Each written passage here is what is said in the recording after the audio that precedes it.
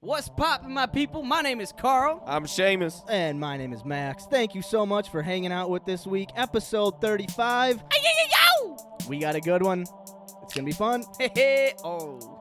Here we go. Yeah. Yeah. Fuck it. Let's go. Yeah.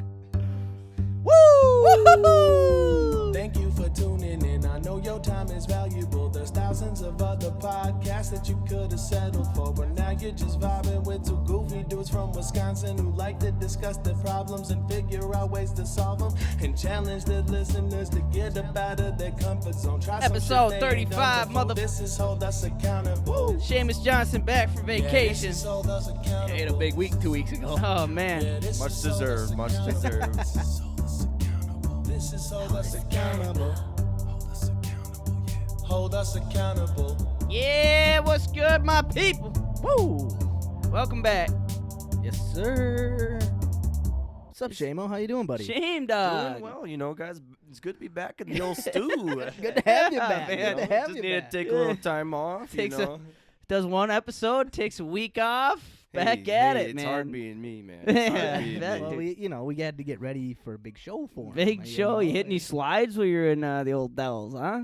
I just did a little diving in the old pool. The old pool. Couple pencil dives. Pencil dive. Were you following the not gymnastics, the Olympic divers? Were you trying Oh, to man. coordinate your dives with Ah. them? No? Oh, okay. I was watching Easy. this in the airport yesterday. Saw some guy almost botch it. He caught himself, though. Hit the edge of the board.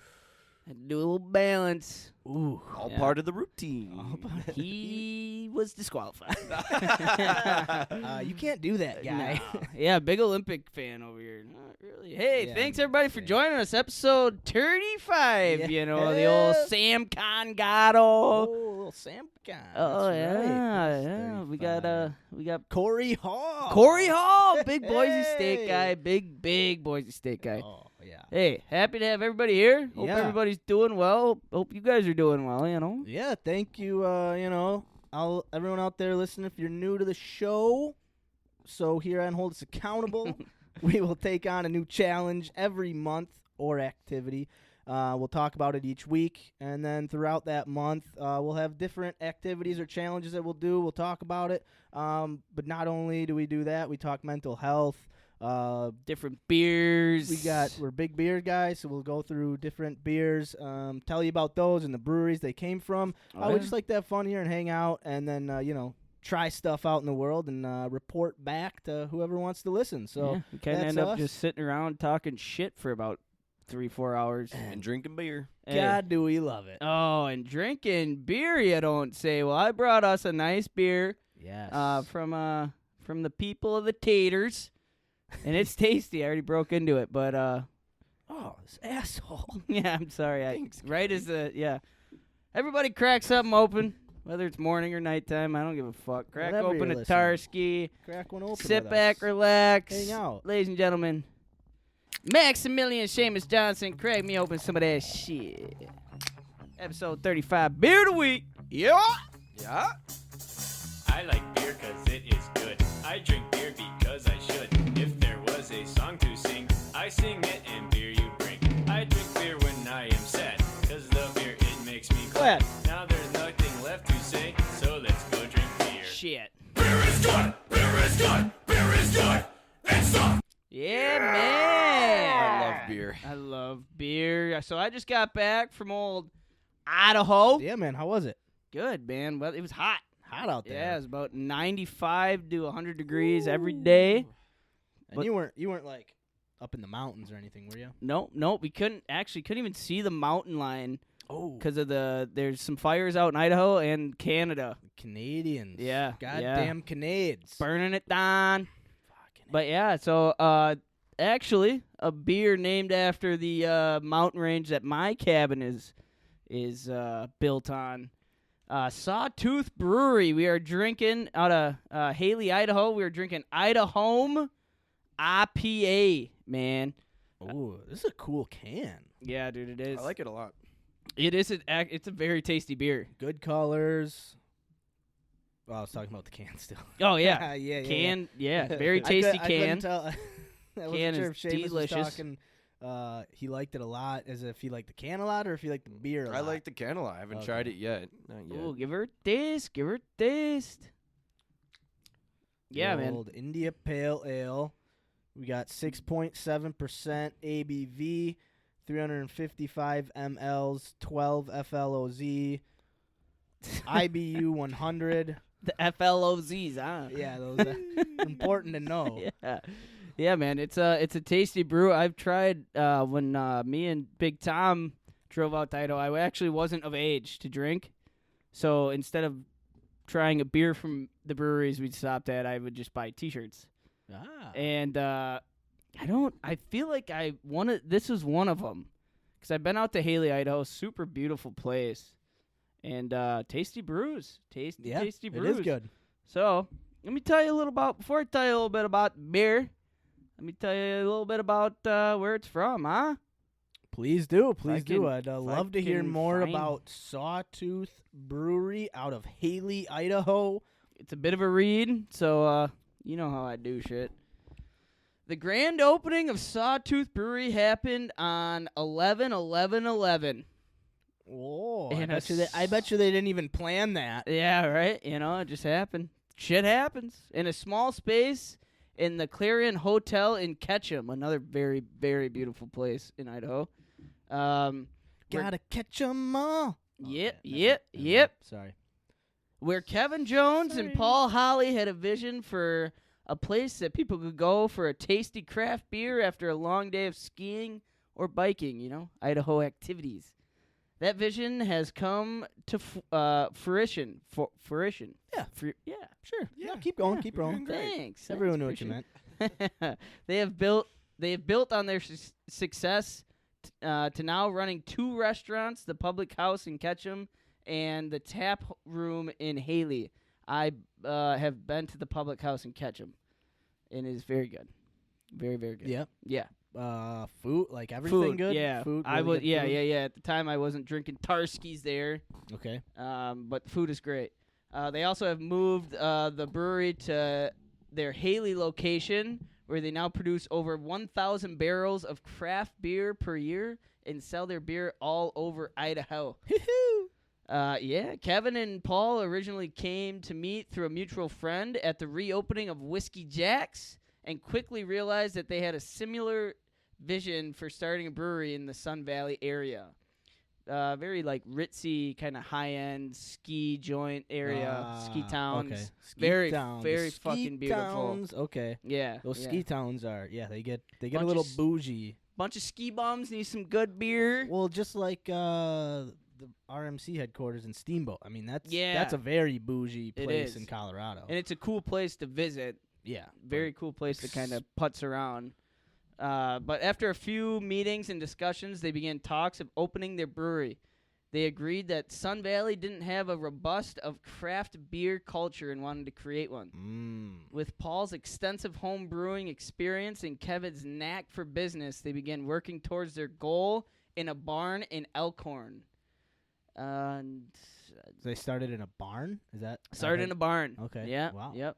Dave Custer started working at Sawtooth Brewery in 2013 and eventually was brought onto the team full-time to run the Public House and Tap Room in 2015.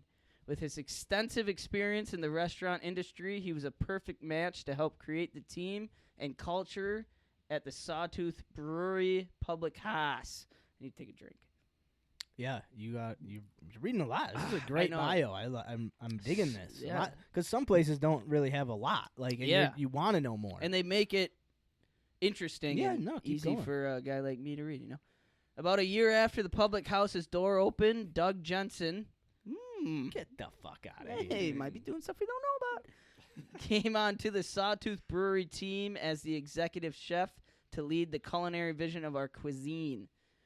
Doug brings years of experience in the culinary field to building our menu.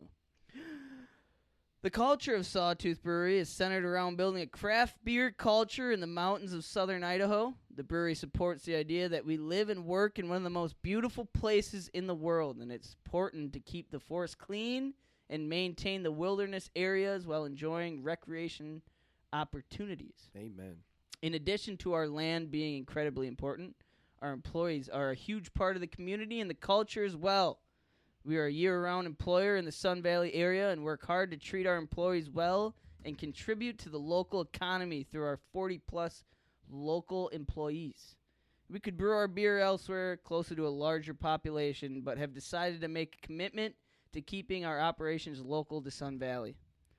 In our community, the brewing continues to be a leader in the local events that add to the Sun Valley beer culture. The brewery not only supports many other local events, but also hosts Oktoberfest in Ketchum each September.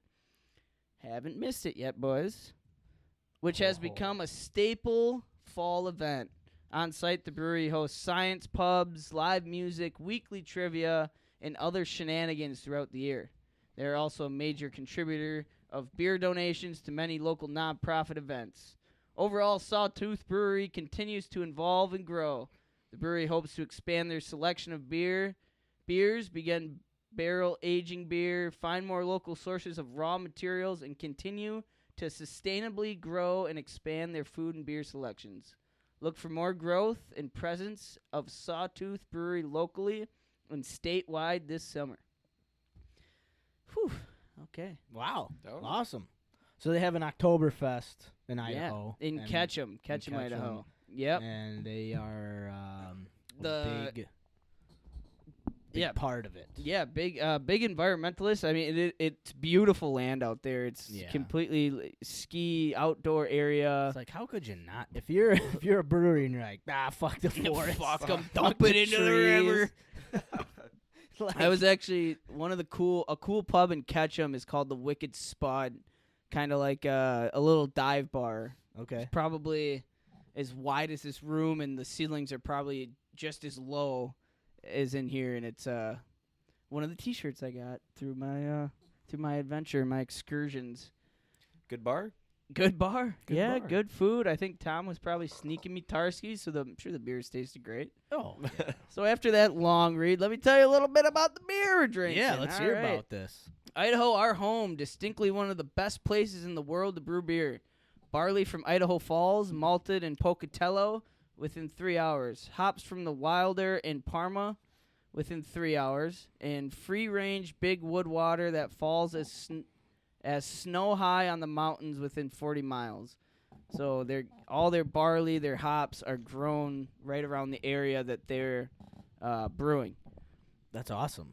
Yeah. The results is a hoppy San Diego style, aromatic and dank IPA. Low malt, clear, and all hops, while still being balanced enough to leave your palate exhausted.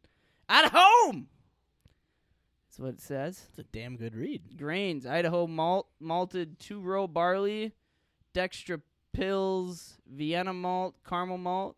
The hops are CTZ hop oil, Zeus, Columbus, Idaho 7, Cascade, Chinook, and Mosaic. All right. Holy That shit. is quite the beer. Yeah, man. Wow. It's a good fucking Tarski. It is It's a good. Hey, it's- cheers, boys. It's got a lot Cheers, of flavor guys. to it. It does. Man, that was like probably the cleanest read I've ever done.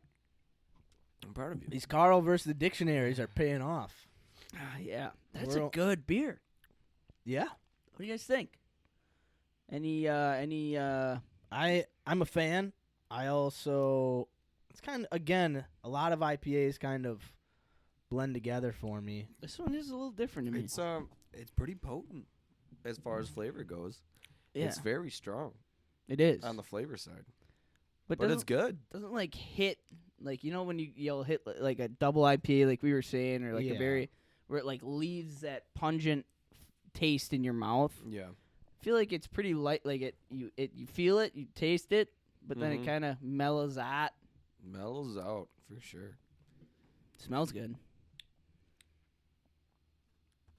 It's fresh Idaho smell. Yeah, I smell potatoes. Yeah, there's a couple Is taters in that, there. is that the secret recipe? Oh, Smell tater potatoes. skin. Ski and snowboard wax. Yeah. Fucking pine trees. Probably some of my laundry detergent since it was buried under my clothes on the Oh, flight that's home. that extra flavor Oh, I'm yeah, tasting. little The old aroma. Tide. Hey, what are we gonna? It'll What are we tie gonna, what are we gonna rate this beer on? What do we That's wanna a do? That's What a do we wanna do good. here, guys? What do we want to do? What do we want to do? We It's an wanna- Idaho beer. I mean, can we think of the only famous people I know from Idaho are Corey Hall and Jared Zabransky. Jerry Kramer. Jerry Kramer's from Idaho? Went to Get the- the fuck Yeah, out of went here. to the college Idaho or the Idaho State, the Okay. Vandals, whatever the fuck it is. He still lives there. No shit. Yeah, my mom and my dad was telling me stories about. He was at a Walgreens, and my mom and dad were there getting whatever, and Jerry Kramer was ahead of him in line. Happened to run into Jerry Kramer, and of course my mom was like, "Hey, Jerry!" And Jerry Kramer turned around, kind of like looked for a second, and was like, "Oh, how me doing?" Like, shit. yeah, Shut the fuck yeah. up. So That's yeah, crazy. couple of times they've run into him, but yeah. I mean, I don't know. What would you rate it a mashed potato? Would you Ooh, rate it a different types of- French fry? Would you rate it a potato salad? Different types of taters. Good idea. I think that's a great All right. idea. All right. Well, you guys take a few drinks, think about it, and then I just have one little Fucking genius. one little bit of Idaho beer fact real quick. So apparently they're the gem state. I didn't really research about this. The gem state is home to 4.5 breweries for every 100,000 adults. According to the Brewers Association, a trade organization representing the craft beer industry, there are 22 Idaho breweries operating in Treasure Valley, which is like the Sun Valley, Ketchum, Haley area, I believe. This could be all bullshit. My Aunt Nay will probably call me out on this after she listens. But the Brewers Association say there are 54 breweries statewide. This is also this is from the Idaho Statesman back in 2018. I couldn't find anything more recent. So 54 breweries statewide. Not really sure compared to Wisconsin. See that? Yeah, I think Wisconsin beats most places, but Actually, like Well, some. But like, I guess as Bru- far as brewers yeah, like go, specific breweries. 54. So, Well, we have about 205 in Wisconsin. yeah, so we're about And I don't know, like, if we're, quadruple the amount. I don't know if we're a bigger or smaller state than it Idaho. might be bigger. I don't know. In terms of population, I think we're population probably bigger. yeah, Size, I don't know. yeah, I don't either. But in terms of population, I would imagine Wisconsin's got more people. So you gotta rate this off some sort of tater. You got tater chips, Oh, you got grade off types of tater. types of taters. You got tater chips, tater salad, you Tater got tot, tater tots, hash browns, hash browns. You got baked potatoes, sweet potato fries. double baked potatoes, Oh, potatoes au gratin. there's a lot of options here. You got them like lot of ways to swirly make your cut potatoes. fries. You got cheddar cheese fries. You got garlic fries. Well, that might be getting a little too Yeah, I crazy. I'm think pretty that- hungry. I tell you what, At boys. that, at that point, it's not really more about Even the after that Popeye's coleslaw. well, you know. Did you get a chicken sandwich too? Oh yeah, spicy Oh. chicken sandwich. you First gotta time. put the coleslaw on the chicken Oh, sandwich. I guess I'm going back. Oh. You guys both showed up with dinner. I haven't eaten shit since. Well, some I of ate us came I ate prepared. a quick trip turkey Swiss sandwich on cranberry wheat bread I've been there. I love those. with Those some are good. tomatoes, lettuce, Those are good. mayonnaise. I've had Oh, that before. done that. All right. So we're grading this off type of taste. So So like the best would be like a French fry. I'm assuming, right? Or is it kind of this to is each pretty- their own? I guess, yeah, I think so. Because your favorite type of tater could be different than my favorite. What's your type favorite of type of tate? You know, Top rated tate. I was thinking about going with the old potato wedge. Ooh, the old tate- potato Yeah, wedge. the old potato wedge. All right, You so- know, I like those. So were you guys around when Hanson's? Yeah. Dude, Hanson's had the best potato wedges We did have some damn good tater ever wedges. had. You ever had a Hanson tater wedge? No, You ever had Hanson's? the milk. Well, Well, yeah, I the got ice it. cream shop. He's a Denmark boy. so- Ah, Yeah. So in local Green Bay area, there's these places called Hanson's, I and think there there's were one. I think there's one left. Yeah, I think, and it's kind of like a Zesties, Okay, except okay. not. like not as much like fried stuff, like burgers and like It was like cheese curds and pizza fries. It was like subs pizza and subs and like the ice cream in the barrels that they scoop in front of you. Okay. Yeah. It was like that, but like a local thing, like a Zesties Yeah. kind of. Yeah. Okay. But yeah, they did like pizza subs, like toasted subs. They did I think they had like fried chicken. It was just Yeah. it was like a deli. It was exactly like a Yeah. deli. That was great. I loved it. I did love too. I don't know how they closed out and now Los Magalles is there. Yep. Was there something there before Los Magalles? I think so. Can't remember. I just don't think it lasted long at all. Los Magalles is done good. Oh yeah, they're jamming almost Yeah. every night. They're jamming. It's good food. Okay, taters. All right. Taters. Taters. Shit. This is hard. I was just thinking of potato wedge because like this thing's got a lot of flavor. I mean, going off of potatoes, mashed potatoes, French fries, how they goes. They all got like a pretty simple flavor. But Yeah. with a lot of potato wedges that I get, they got a lot of seasoning on them. Yeah. They got Okay. little different flavors going on. So I'm thinking about a potato wedge. All right. Tater wedge. Tater wedge. Tater Seamus goes tater wedges. All right. All right, and I'm gonna go just the classic potato chip. Oh. Okay. Just a classic, Okay. and kind of this IPA to me feels like just a classic IPA. It's it's like a dude. There's something about when you just get a plain potato chip. You can't go wrong. Sometimes it's like the greatest thing. Like you could be like, oh my god, just a plain potato chip. Maybe you have to add a couple vitamins or something. Yeah. Or even a couple Tarskis. Or even a couple Tarskis. You have just a plain potato. It could be Ruffles. It could the wavy kind. It could be but it's just a plain potato chip. And I feel like this is just a very classic IPA, but done really well. I agree. I'm going to go with the old tater salad. Oh, tater salad. Oh, Wow. brave guy. Because over it's got, here. tater salad's got that little, like, kind of tart kick to it. Sure, It's sure. got that, Okay. we're like, I could eat, like, a plate or two of tater salad. See, that's so funny because to me, tater salad would have been the lowest ranking for me. Dude, But for I me like, too, I yeah. do love me some tater And I salad. don't like tater Yeah, salad. see, like, I don't love tater salad. Okay. Okay. But I also don't love tater wedges or tater chips. Do you even like potatoes? But see, I think this is my like love-hate relationship with taters is like tater fries. Tater fries. I do love me some good tater fries. Sure, yeah. But it yeah. depends. Is it a McDonald's tater fry? Is it a Wendy's or an Arby's curly fry? Could eat a million of those. Right. Then you go to a place like fucking those crinkle cuts. Can't do it. Too much tater inside. Oh, I like a little bit of tater. So like, what about the wet or not the wet Wet taters? no, it's like the lattice. The waffle fries. Waffle fries. Oh, I fuck with waffle the fries. waffle Fucking- fries. That would be Oh. like an MVP That's tater like, beer. That's like a 12 out of 10. Yeah, fry waffle right fries there. Yeah. are shit. See, like I love string fries, too, where it's basically like McDonald's fries. Oh, okay, yeah. Thin, salted, fucking egg. Don't eat them by one. I eat them by a fucking Yeah, handful. You yeah. know what I mean? Yeah. But I do love tater salad. I guess it depends who makes it. It's like fucking. I've never thought about taters this much.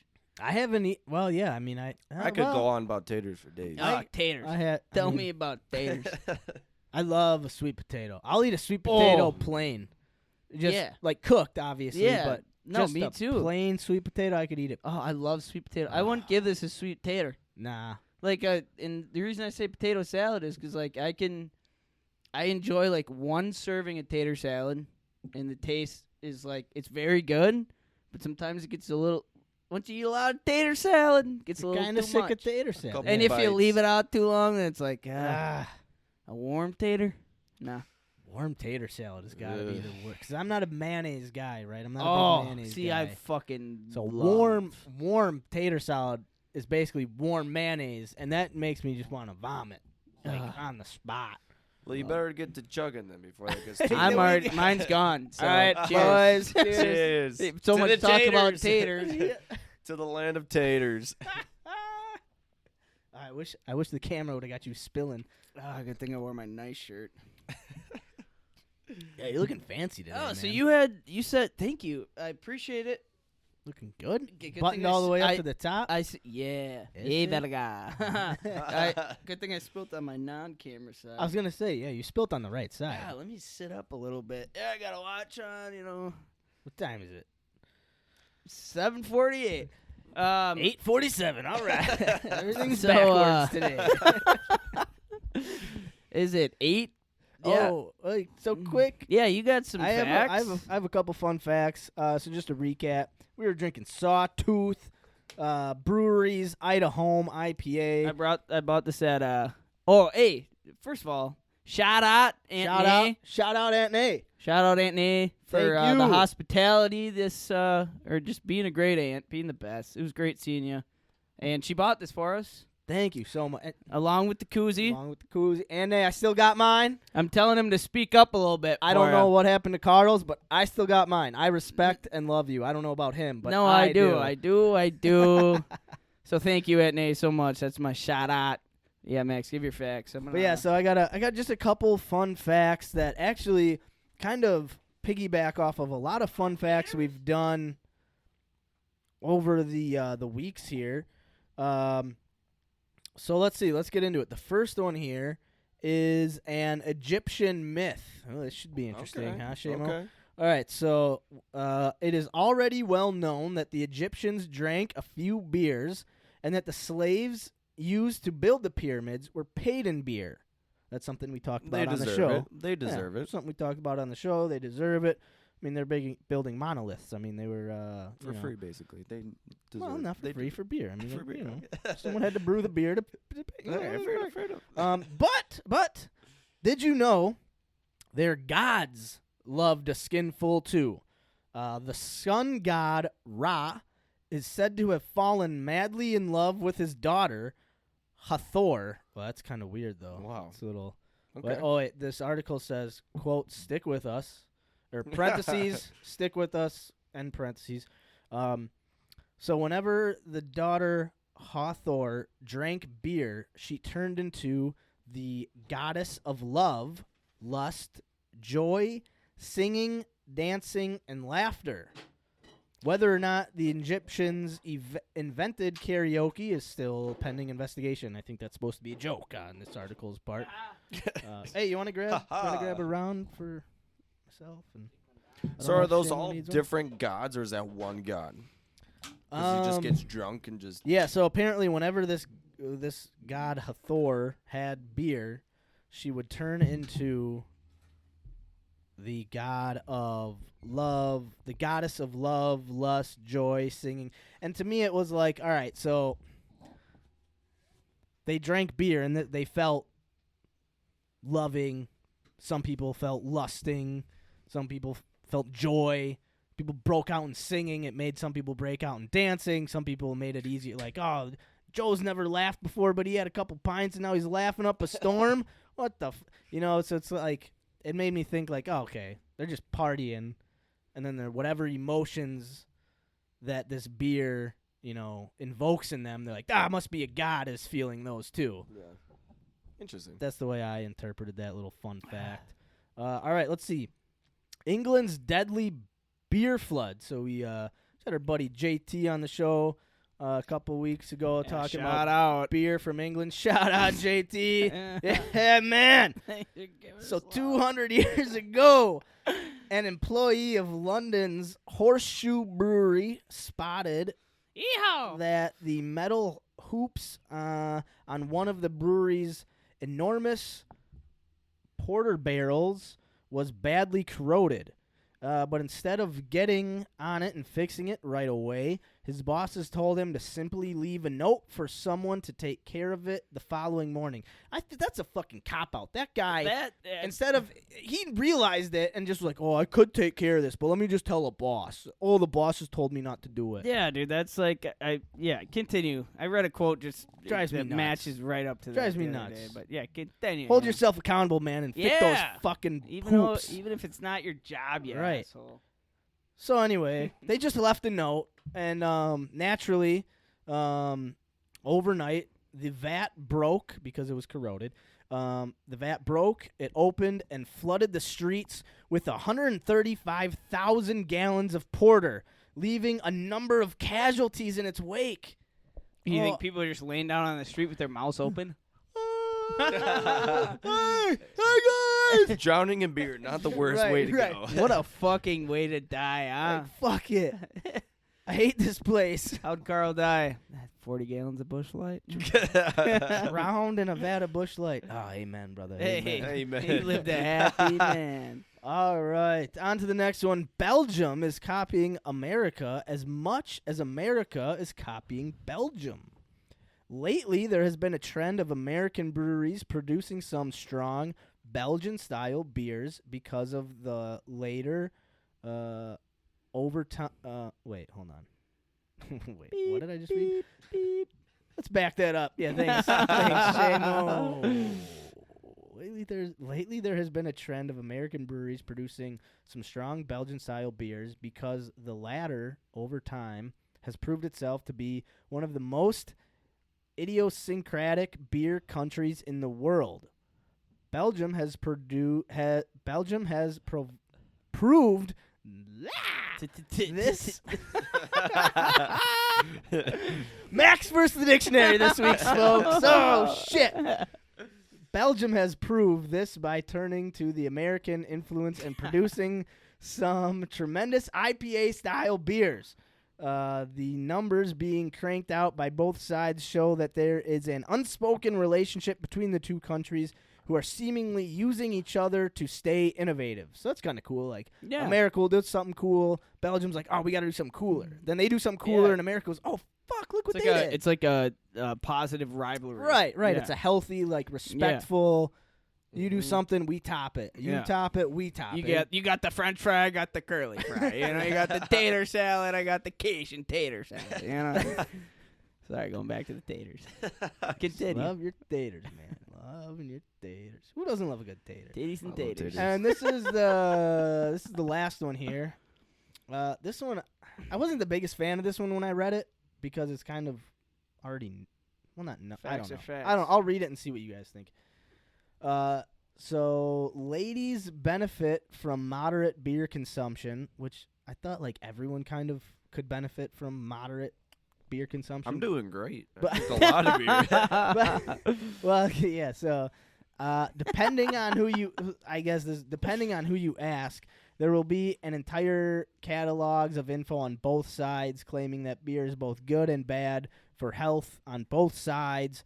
However, among women, beer can prove to be a good post-workout recovery drink. Oh, as well as promoting bone density and prevent cognitive impairment in women. But I thought the bone density thing was kind of in general. That's why my mother will live to be 800 years old. I mean, it makes sense. It does say moderate beer drinking, though. So we're all fucked in this we're category. fucked. So what did my 27 Busch Lights do for me tonight? Well, see, the first two are like, our bones are like, yeah, 2 Busch Lights. And then after that, our bones are like, fuck, man, chill. Chill, man. Dude. Chill. All right, I'm just going to start withering away. All right, here I go. I'm gone. Later. Peace out, buddy. Interesting facts, though. Yeah, I mean, so just a few fun facts. They kind of piggybacked off but some other things we've said before about like bone density. You missed the Egyptian one. Yeah, I did. You want me to read that for you, quick? Yeah, could you? Okay, sure will, because it was the first one here. Walk like. And this one's kind of weird. But it's an already well-known fact that the Egyptians drank a few beers and that the slaves used to build the pyramids were paid in beer. But did you know that their gods loved a skinful as well? The sun god Ra is said to have fallen madly in love with his daughter, Hathor. Hold on, just wait. Not weird yet. Because pretty weird. Because it's weird now, but it won't be. That's what I meant to say. Because whenever this Hathor drank beer, she no longer was Hathor anymore. She became the goddess of love, lust, joy, singing, dancing, and laughter. Oh. So whether or not the Egyptians invented karaoke is still. Oh, that's just a joke on their article's part. Interesting. So it yeah, brought out the the joy, the funky side, The- and the the f- Hawthorne. Right, and I feel like that's just the Hawthorne. Made her That dad is- fall in love with her. Oh shit. Right. Brought Hey, out ladies the and gen- weird side of the Yeah. Egyptians. So we're drinking.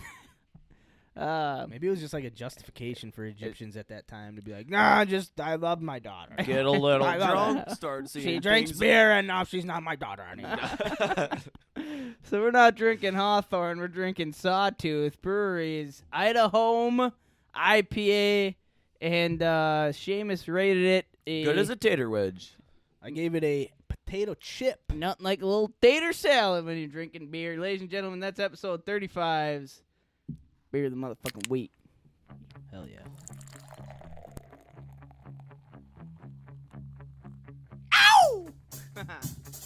I like beer cause it is good. I drink beer because I should. If there was a song to sing, I sing it and beer you bring.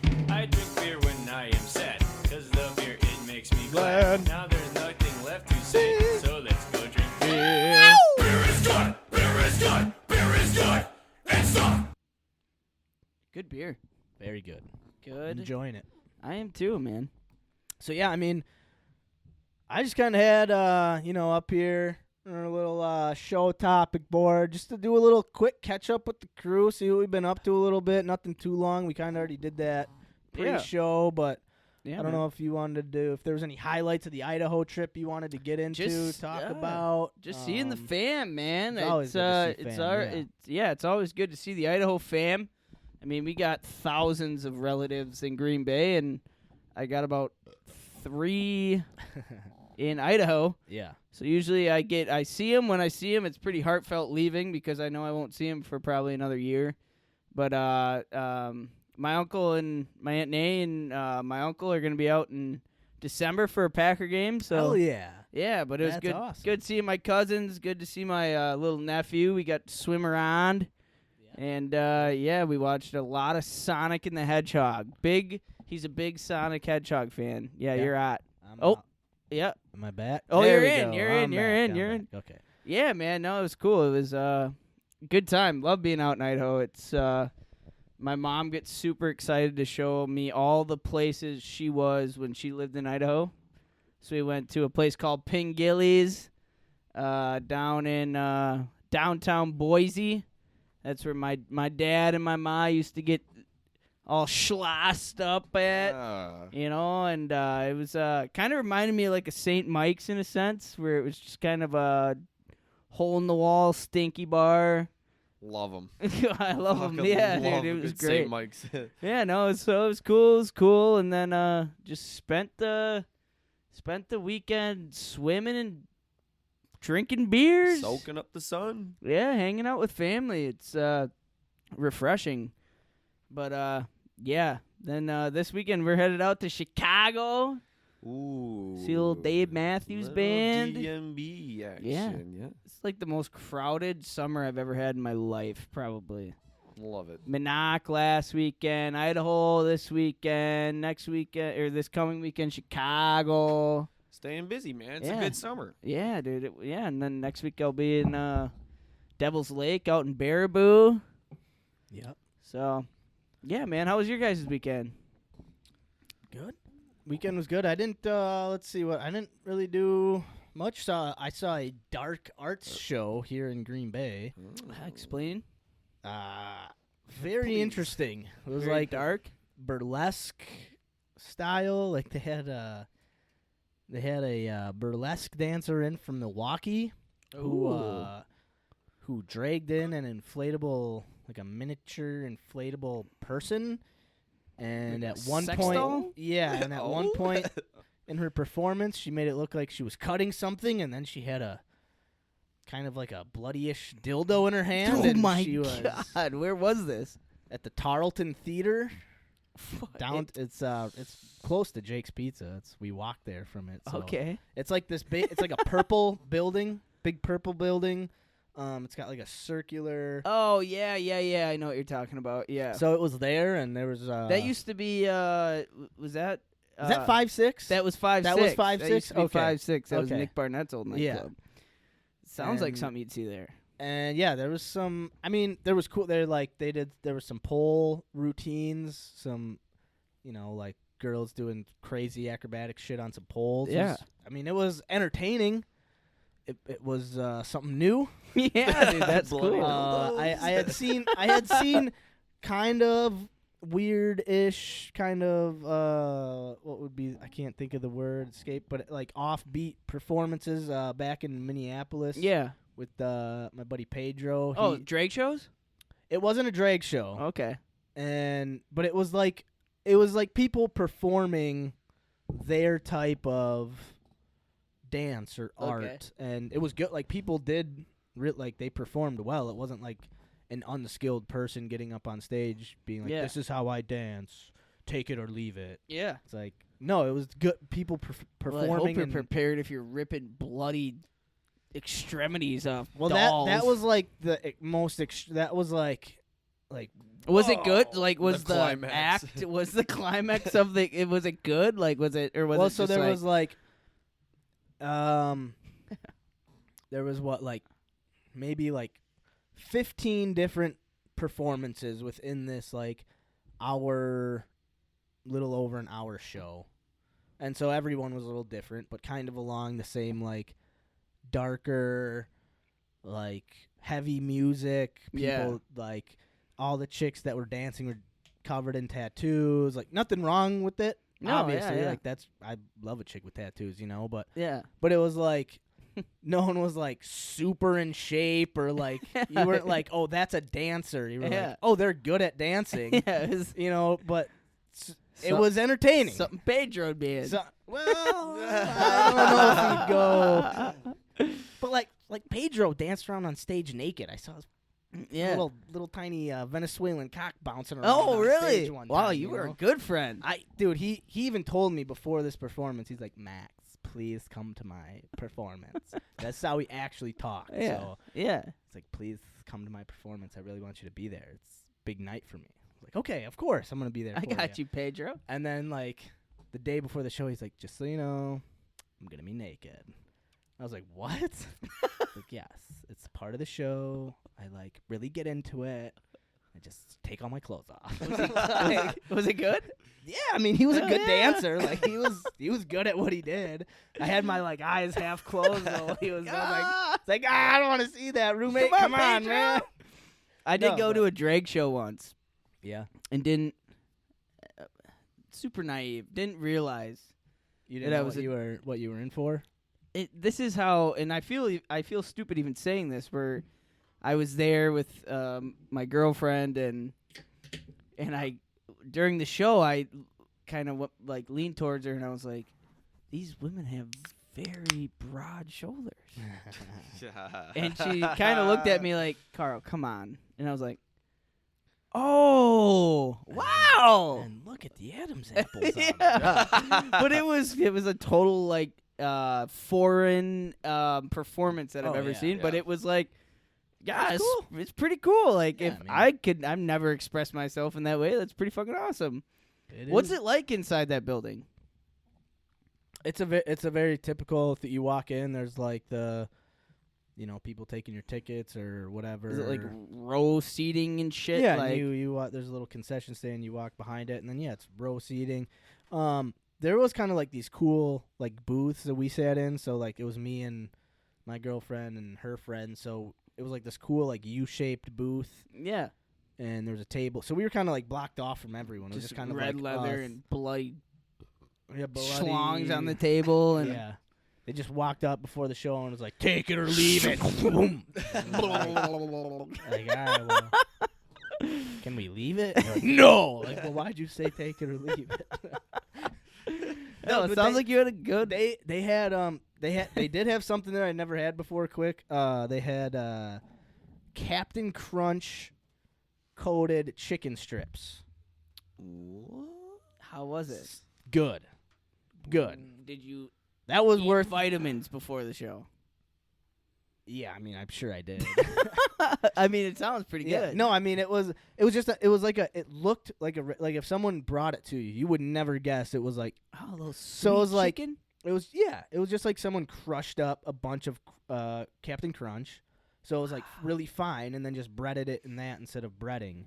So it wasn't like giant pieces of Captain Crunch all over a piece of chicken. Yeah. It was just like crushed up. I Captain would try Crunch. that. It was good. It was good. I've heard people doing that with like Doritos and stuff. Oh like yeah, Yeah, Doritos, I've heard pork that. rinds. Yeah. like I've done it with Oreos. Cheez-Its. Yep. Never Cheez-Its. Oreos or Captain well, like Crunch. Oreos for like a dessert. Like Yeah, something yeah, sweet. yeah, yeah. But yeah, Sure. Cheez-Its for that would be really good. Dude, Cheez-It really good. chicken strips. Really good. Really good. Done it. Been there. Done that. Great. But never the Captain. Yeah, no. How it was about you, good. Seamus? What did you do this Yeah, weekend? man. I went on a little bender.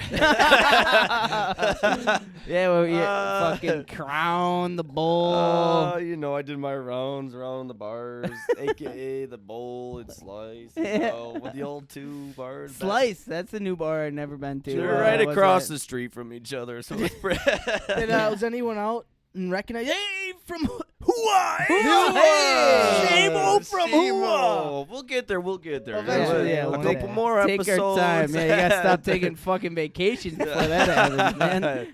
Hey, man, after this bender, it was well deserved. Yeah. No, it was a good weekend. It's been a long summer. I've had quite a few benders this summer. Have you Well, been? that's what Have you ever summer's been for. retired during a summer before? Nope, and it's been one of the best summers of my entire life. Good. Hell Just soak yeah. it up, Hell dude. yeah. That's Soak what it I'm up saying, until you man. can't no more, man. Just fucking drinking, hang out with friends, Hell yeah. having a good time, forgetting Alright. some stuff because I'm a little too drunk. Hey, hey, And the then- best things are left forgotten. Well, we'll get Never really heard that. I think I just made that quote up. Yeah, we should make a Carl's No. quotes. Yeah. No, it was a good time though. It's been a good summer. But, Hey, I'm proud of you. Well, you want to mosey on down to speaking of this, son of a bitch. I was supposed to be doing things. You want to mark this time down, Max, for me? I don't have a pen. I do have my phone. Yeah, don't worry about it here, guy. We're so we'll do make our way down to the weekly challenges. Hell yeah. Update on that. So we're at the Let's do that. We're gonna go to this week's weekly challenge part of the show. This is episode 35 of Holds Accountable. We got Seamus Johnson back in the studio. let's fucking go. Hell yeah.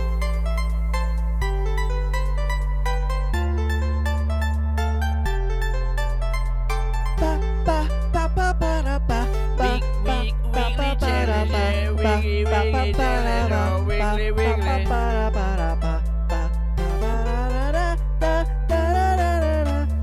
Seamus is a fool. Wait, what? Who? What? All right. What?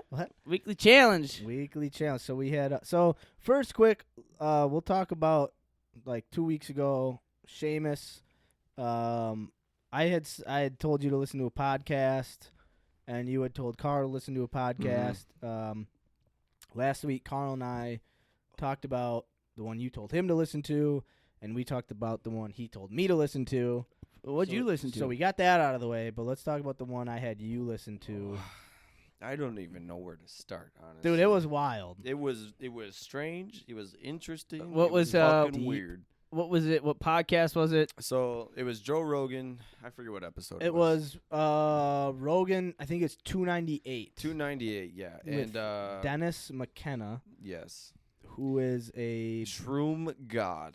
Shroom God. he's Yes. a biologist. He's a very smart scientist, and I think he primarily is in the biology field. His brother Terrence McKenna was also like a genius scientist, but he has since passed away.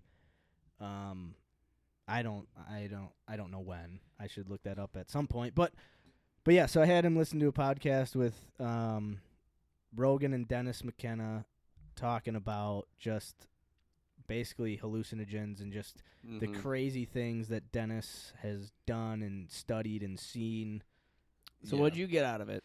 Well, I made the mistake of not writing notes down because That's fine. That's fine. 'cause- Pick and choose, Yeah, Max. You know, listen you to know it too. I really want to go back and listen to it again because it's gonna take a couple times to understand what the fuck this guy's is talking about. Yeah.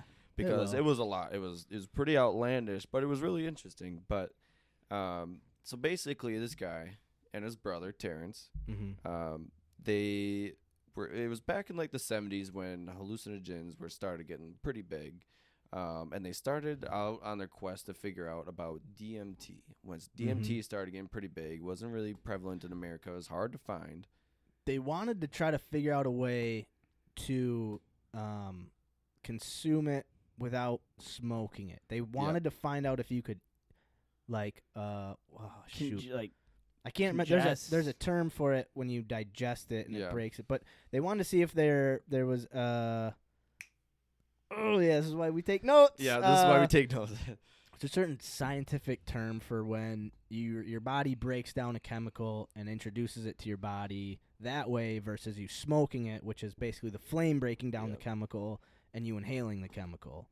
So would smoking DMT, inhaling it, is that just straight kind of like to your brain, like brain? Well, there's really no other way to do it, basically. Okay, okay. So they were trying to find out a way, and the term is on the farthest tip of my tongue, so I'll never think of it, so I'm not going to even try to. But they wanted to try to find a way to, like, ingest it naturally without smoking it, basically. And so they planned this trip down to South America, basically, to go hang out with these tribes, because it grows in trees, right? DMT naturally grows in it's all plant based. And I do think this was before, like, ayahuasca was really, like, prevalent. Okay. Yeah. Because ayahuasca is kind of it's between, like, shrooms and ayahuasca, it all has, like, a form of DMT in it. That's where most of, I guess, part of the hallucinogenic experience comes from. the dimethyl. There's like it's like dimethyl trip to something, but then shrooms is like dimethyl something else. It's just like another, like, very close form chemically. It's very scientific. Yeah. But I haven't listened to enough podcasts to remember it all. But no, so basically they went on this mission to South America to find this plant because he couldn't really find it in America, and to find this, like, plant or tree or whatever. And I can't remember the name of the tribe because it's very outlandish, or I don't know. But so they went down there and they ended up in this tribe, and it turns out that, like, the cattle or, like, the cows that they had and, like, the food that they ate and the temperature or whatever was, like, perfect for growing shrooms, psychedelic shrooms. Out of their poop. Out of the cow pies. Yes, out of the cow pies. The fungus would grow out of it. Right. So basically they were there, and and they eventually got caught up in it, and instead of kind of going towards DMT, they decided to venture off into shrooms because it was so prevalent there. And basically they ended up eating these shrooms for like 2 weeks straight. Just like just constantly, and that's like every meal. Just they would like put some in a soup. Yeah, they would basically put them in everything they ate, or just eat that. So they were tripping for 2 weeks. Like 2 straight. But weeks. they were like, it was like for a purpose. They were like on a mission to like discover some stuff about like the world and like the brain and like the whole soul and like outer body kind of energy. And basically, it was just wild to hear, because this guy was talking about how he barely like remembers, like he doesn't remember being, like his physical body, but he kept describing himself like being spread across the cosmos. Like he was just like part of like the universe. He like, it wasn't like his body, it was like his energy was just like I think there. One of his quote was like, he felt like he was smeared across the cosmos. Yes. For like 2 straight weeks. Yes, pretty much. And he was just like, So it was really outlandish. But it was like him and his brother and like a group of people, but only him and his brother were the ones doing the shrooms. So they were just fucking. You ever been that one guy? It's never fun. I got a good laugh out of it, because like they were talking about, I was like, like I don't know like how those other people felt, but me and my brother were just like, just like obviously tripping balls. Yeah. And probably to the like point of like no communication, where it's like pretty much. But the part that I found is interesting is he was talking about how when he was smeared across these cosmos, he didn't have to eat, he didn't have to pee, he didn't have to poop, because other people did it for him. I was gonna say. Okay. And it got a little wild. So is he pissing and shitting himself this whole time? well, He said no. He said no. He was basically like, I could live through that other person in the moment where if they ate food, I Right. felt full. I felt Right. full, and when I had to go to the bathroom, I would tell somebody to go to the bathroom for me, and they would go to the bathroom, and he wouldn't have to go anymore. That is fucking insane. Or like he's like, if I wanted a cigarette, I would see someone smoking a Yeah. cigarette and I'd be like, all right, I don't need Yeah. that's a good cigarette. Because he's smeared.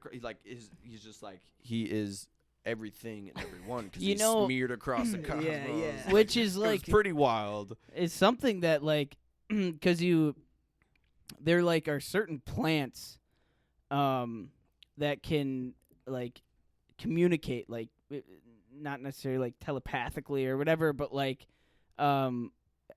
communicate through like every like being and or like tree plant and the vines intertwine. Like there are certain plants that like if there's a certain plant however far away or whether it's in the same kind of area where if that plant's sick they can kind of send not necessarily energy but Yeah, yeah, yeah. nutrients where We- like that plant it can basically survive and bloom off my being. we kind of we talked about that with the when we were doing like woods that we were yeah, doing woodworking. yeah. And yeah. the trees in the forest are their roots and the funguses that connect the trees to certain trees are connected and they communicate and they can send like nutrients to baby in youth trees.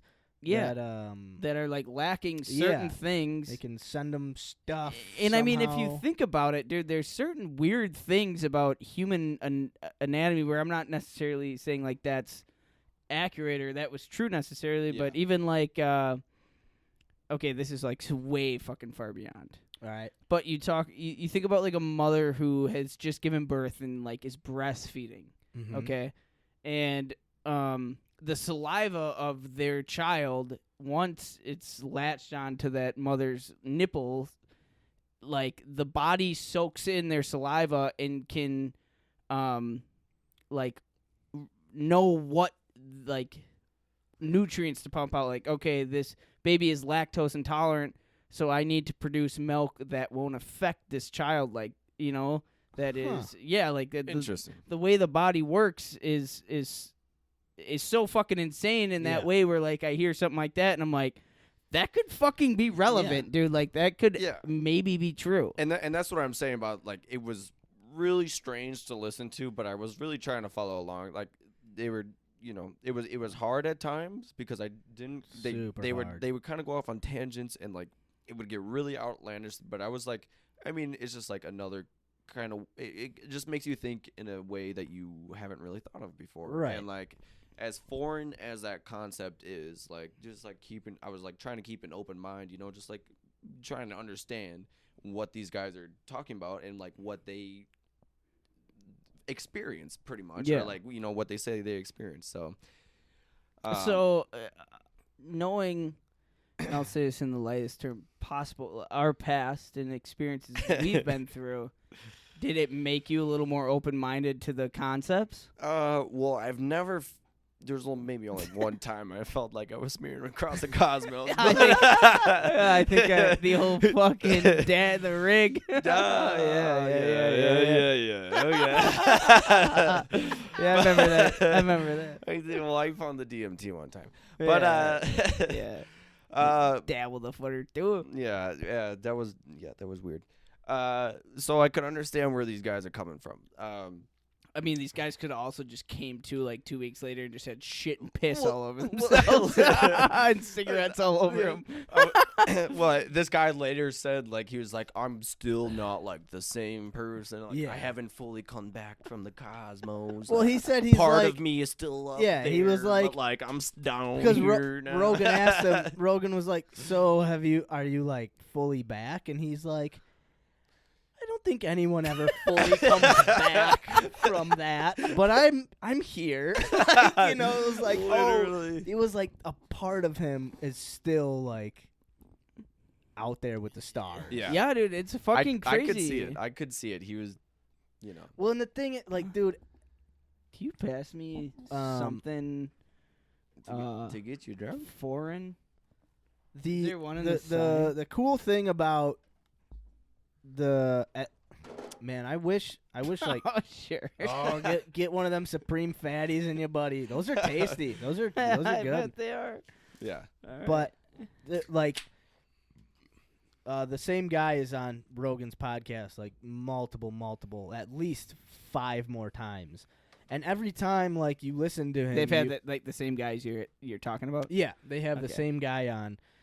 And every time you listen to him, you start to like more understand like how smart he is, and super Oh yeah, he seemed intelligent. very intellectual. He But, like- talked brilliantly. Like he, like he talked like you would like believe him because Right. like he was a smart guy. And he's got a very unique voice, and it like he really does draw you in. And dude, have you ever listened to his brother talk, Terrence? No, I haven't. No. Dude, if you just like YouTube or Google like Terrence McKenna, he will just so what he would do, he was this like extremely intelligent dude, and he would basically just like get stoned and talk about the universe and like tripping to like huge crowds of people. Like get stoned or get tripped out. No, he would just get stoned before he talked. Okay. But he would be able to like he was the type of intellect that could bring back like the philosopher from 18 whatever or however long ago, Marcus Aurelius said this in Yeah. this book, like this specific book, this page, and he would be able to just recite it from memory, talk about it, apply it to his life, and then move on to something else.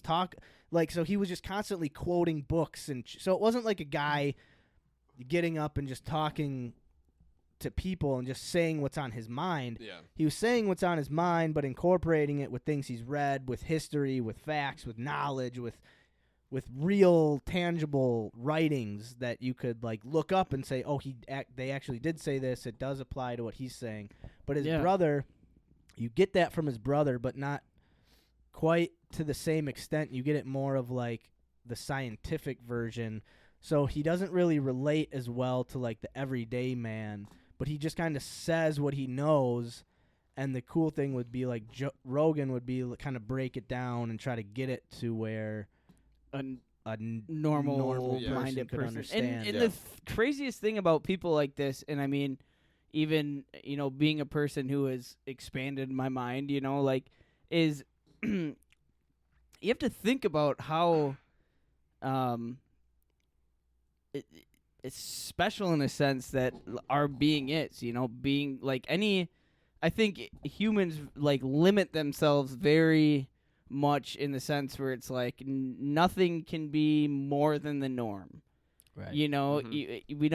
We can't act the way plants do or communicate or be, but like at the end of the day, like you never really know completely what the fuck this is or what things could bring out. So like hearing an adventure or a scavenge like these guys did, it's like they probably found things that are realistic that the realistically normal person could never comprehend because we so border ourselves around this as this we're normal. It's like, no, we're fucking not. We're actually, at the end of the day, probably the most extraordinary beings there are in this fucking world because of the way we're able to just be so intelligent. Like, you know what I mean? Like, yeah, and that's what I meant when I'm like trying to listen to this, and as outlandish as it like sounded at the time, trying to keep an open mind because like like it's okay to question everything because obviously we know a lot, but we definitely don't know shit at the same time. We probably at there's the a tip lot of the iceberg. There's a lot of stuff that we do not like know and / understand. So like that's what I was like trying to keep in mind when I was listening to it. And I guess like one of the final like things that I was like trying to like understand and like really caught my attention was like talking about how intelligent of a species we are. They talked about how, I mean, if you believe in evolution, how like like the monkeys and stuff back in the day, they were eating mushrooms because that's where they grow like Mhm. in this area or wherever they were. They would eat them, and I think that was part of their plan too. All like Terrence and I forget the other guy's name. Dennis. Terrence and Dennis. They were like T&D. they were trying to like basically unlock or like figure out a part of this like brain and world. Right. Like that was their mission. Like that's the why first being of they that. weren't taking shrooms just to take shrooms. They wanted to figure some stuff out.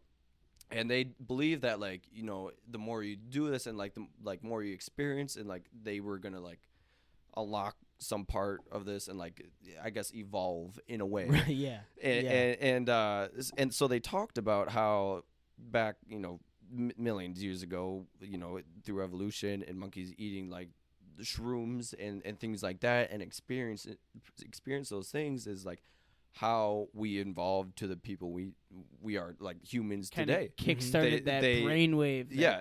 They like their brain continued to like expand and like evolve. The and, old like, stoned ape theory. I smoke a lot of weed. Well, I I mean, must you be pretty smart. you probably think of your brain like a sponge. I mean, once you know they eat something like Yeah. that, and say they're just you know the first beings, the eat, sleep, kill, shit Yeah. beings, and then once you expand and you kind of start seeing more there's of the more world, to that it. sticks. Yeah. And I mean, it's not like I get it. Like I Right? In it's a sense, interesting. in a It's sense. very, very Yeah. interesting to think about. Obviously, I don't know anymore other than what this guy was talking Right, about. right. But like, it's an interesting thought, and like, I would you like never to listen know. to this. Yeah. You never know. It's very interesting. I want to go back and listen to it maybe once or Dude, twice it more all- because there's a lot. There's a lot to process. in Every there. podcast but- the dude is on, every podcast he does with Dennis McKenna is like a mind-opening, like, holy Yeah. You want It just makes you think a little bit different. my closest to ever figuring out what life is about is I was on super vitamins at a time, and I was outside in my boxers, nothing but my boxers and wool socks, my thickest wool socks, and it was downpouring. And I had walked outside, and I had just sat with my fucking floppy wool socks just in a, 2-inch puddle of water. And I thought to myself, I'm like, you know what? My usual mind would think, wet socks are the worst things in the world, but these socks explain my life right now. Everything's great in these sloppy wool socks. That was the closest I ever got. That's the really. closest you came to figuring life out. Yeah. I tell you what, the next day Sloppy. after my super vitamins wore off, I went outside, tried the same thing. Fucking sloppy hated it. wet socks. So, I have That's- so many that's a questions. The meaning for of you, life, but, just some floppy old wet socks. Oh man, It's no, I funny. remember sitting there splashing around, looking at the stars. Like, I always hated wet socks, but I'm just living right now, man. I can There's feel so it, much to and be my socks keep all the besides these moisture in. socks. Yeah, man. So yeah, I'm pretty far out from what they were getting, but you know, you I think kind you're of pretty close. saying, they're yeah, it makes sense. it does make sense. It's like a penny machine. So, yeah, that was so. Like a penny. Yeah, so it was very interesting, very outlandish. Yeah. You need to go back and maybe listen a couple more times, but very interesting nonetheless, and it was a good one. Yeah, it was. good. Yeah, I don't know. I find that guy super interesting. So I was like, yeah, let's see if because the way I looked at it was like, all right, I remembered the first one and that quote it will always stick with me of him being smeared across the cosmos. I'm like, that is one of the most like just pure, like he was basically saying he was tripping balls stoned so hard that he was not himself anymore. He was He wasn't put together. He wasn't his physical body. and at like least. to, he was to really like, and he's like a legit scientist, like a very like tenured biologist who went to accredited universities. He's a very smart man. Like he's really putting himself out there saying these type of things, and it really kind of jump started my brain to go like, just like think outside the box a little bit. You don't have to be like a rigid, like stuck in your ways or think a certain way just to make it. Like you can You can be smeared across the cosmos. you can be man. yourself. That's and kind of a still- terrifying quote, because like I kind 'Cause of if you I can't can handle- feel that. one of it, Like, because one of his other quotes, which I not yet mastered, is don't give way to astonishment. So like when you are sitting there and you're freaking out, going, "Hold, this is too much in front. I can't handle. Like this is crazy. This is wild." You have to go, but it's really not. oh wow, I'm still just right here. I'm just that's don't give into it. Don't just absorb it and like it's almost like study what you're. Don't like put yourself in it. Just like imagine that you've just been like plopped down and now you're just observing. You're going, okay, look what I see. This is what I see. This is how I feel. Wow, this feeling is intense. This feeling is mellow. This feeling is joyful. This feeling is, but don't like get wrapped up in it. Just be in it and don't give say that quote one more time. way to astonishment. Oh man, that's that. When you're I- up, I when you're get into that. something, I that's, get that. Yeah, and it could be you're at a Packer game and it's it's like fucking everyone's going crazy and it's whatever, and you could lose yourself in them, and you could not just stop just for 1 second, stop and go look around and be like, this is like I'm 70,000 people, I'm like these amazing athletes, I'm a part of it, and I'm just, for better or worse, whatever happens the next play, I'm just happy to be here. You ever have those moments in life where you do just stop, like whether it's a bad moment, a great moment, any moment where you just like non-intentionally kind of just pause life and just look throughout everything and just like it's those, and just take it all in for what it is. Yeah. And that's something where I try to do. Like non-organically, where like it's not just a natural feeling, where like I will kind of try and, but like those moments where like you're around all your buddies, you're having a fucking great time with the people you grew up with, and you just kind of stop and look around and see everybody laughing, and you're just like, this is fucking bliss, dude. This is amazing. And I feel like, I mean, most of those moments you kind of just browse right over. It's easy to. It's definitely really easy to, unless you stop and take a minute. Like, unless you know to like just like take it in for a second. Yeah. You know, when I spent my time in Colorado, every time I'd go on a hike, get up to the top of a mountain or whatever, the first thing I wouldn't do is take a picture, because most people do. Mm-hmm. Yeah, get up to the top and I just like sit down, and you just kind of look around and even breathe in. Appreciate the journey. Like, and I you're just remember like, that hill I was climbing up. I was like, this is fucking I'm dumb. winded, but you just take a seat. Like, this is worth it. Like, other people have never seen what I'm seeing before. Yeah. Like right now, like you just take it in and you appreciate it. And those are probably the best moments that you ever remember. Really, is just those. But and even if you don't remember, it's just that blissful moment. Yeah. In your life where it's just like, holy shit, where you stopped and went, just took it all in. And it could even be on like the opposite scale, where like, I think some moments in my life where I have like bad moments were like the only times that kind of clicked something in my head to get past those moments are soaking all that shittiness in, and it's like, well, it's fucking here, dude. Like, everything's shit right now.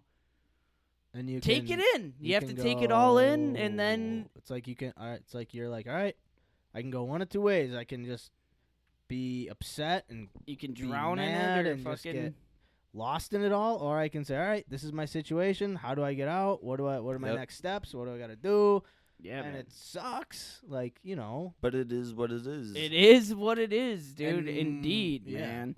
You guys ever get caught in the thought? I did, and I don't do this often, but I got caught in the thought of Caught in the thought of why the fuck am I here?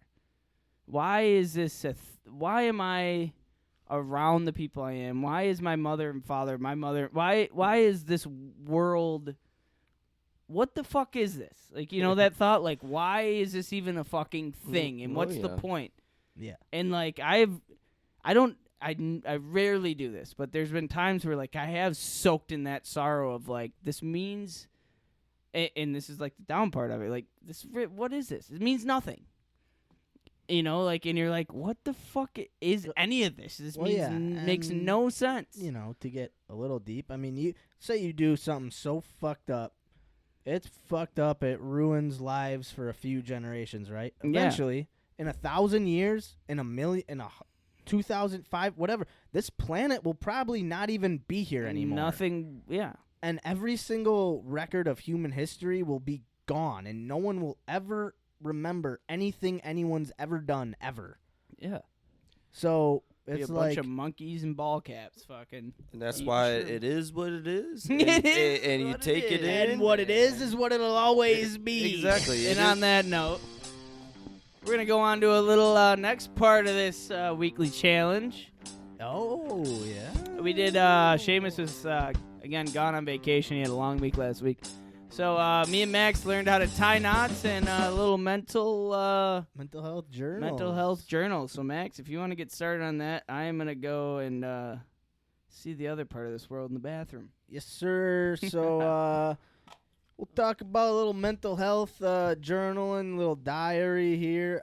So what I did every day, I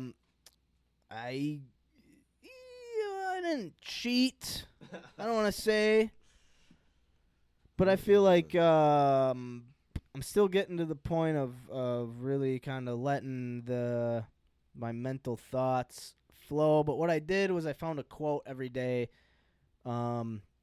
Maybe there might be a few extras in here. And just kind of, thought about them, thought about how they relate to my life and where I'm trying to take mental health or my own life, whatever, try to apply it to my life, something like that. So I think there's probably more than 7 in here. I think I've counted about 10. Yeah, so I think these might go back to so there might be a few more than 10. But anyway, so like one of let's see, we'll go right just from the top here. So one quote I found was, the mind always fails first, not the body. The secret is to make the mind work for you, not against you. So, hey, get down's back. So I was telling Seamus I kind of cheated a little bit. Not really. I see that you got everybody else's thoughts except for I yours. know I got. So what I did, I took quotes and just kind of thought about them. I didn't really I applied them to myself. Writing down my own personal mental health quotes was a little tougher, Yeah, a little I get more it. personal than I kind of anticipated, I guess. It was. So I took quotes and just kind of thought about them and applied them to myself. I wouldn't call that cheating. So I think that doing things in a different manner. One of ones that I found that really kind of stood out to me was, it is easy in the world to live after the world's opinion. It is easy in solitude to live after your own. But the great man is he who in the midst of the crowd keeps with a perfect sweetness the independence of solitude. So to me that was, sure, you can be in a crowd and get caught up in the crowd and roll with whatever the crowd is doing, right? Like trends and fads and whatever, and you get caught up with it, and I'm going to wear a dumb red bandana to my podcast today because it's what the world wants me to do. I love how you roast my ass during fucking mental health part of the fucking podcast. Keep her moving there, easy to bud. live in solitude and live on your own. I could easily sit up in front of my work computer and fucking smoke pot and tell myself I'm doing the right thing, blah, blah, blah. But I'm in solitude.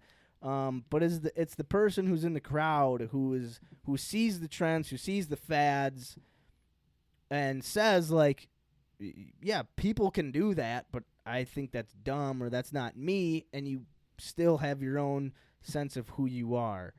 And I think it's hard. I remember it kind of made me think of high school, Oh, yeah.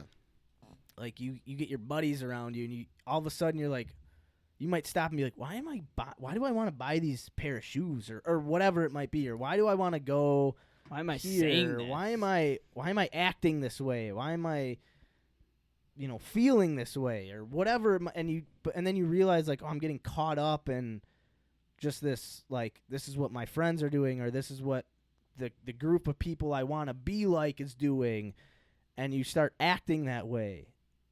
And then you can, sure, it's easy to say, like, to pull yourself back and kind of distance yourself from everybody and do your own thing. But then when you're kind of in the mix with everyone else, and you're hearing perspectives from here, you're hearing perspectives from there, you're people trying to push you one way, or they might not try to push you, but they're pushing their opinion and their whatever. Yeah. And you That's can the beauty of and it. you can still stand in solitude and be confident in yourself and your beliefs, and really say, like, I don't care what you say. I'm not too worried about what you say. I respect what you say, but I'm not going to apply it to me. Or like, oh, I like this person, so I'm going to apply their philosophies.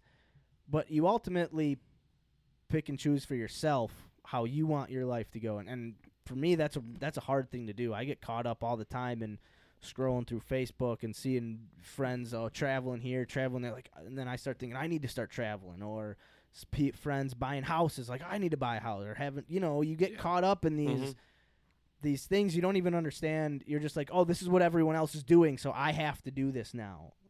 Not unlike a podcast. Everyone's doing a podcast. No, but I like that quote to me. So like that day, I really like. The pureness of a person is their own peaceful. I had my Perspective. Yeah, it wasn't the word I Yeah. had.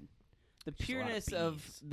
a pureness of a person is their own peaceful perspective.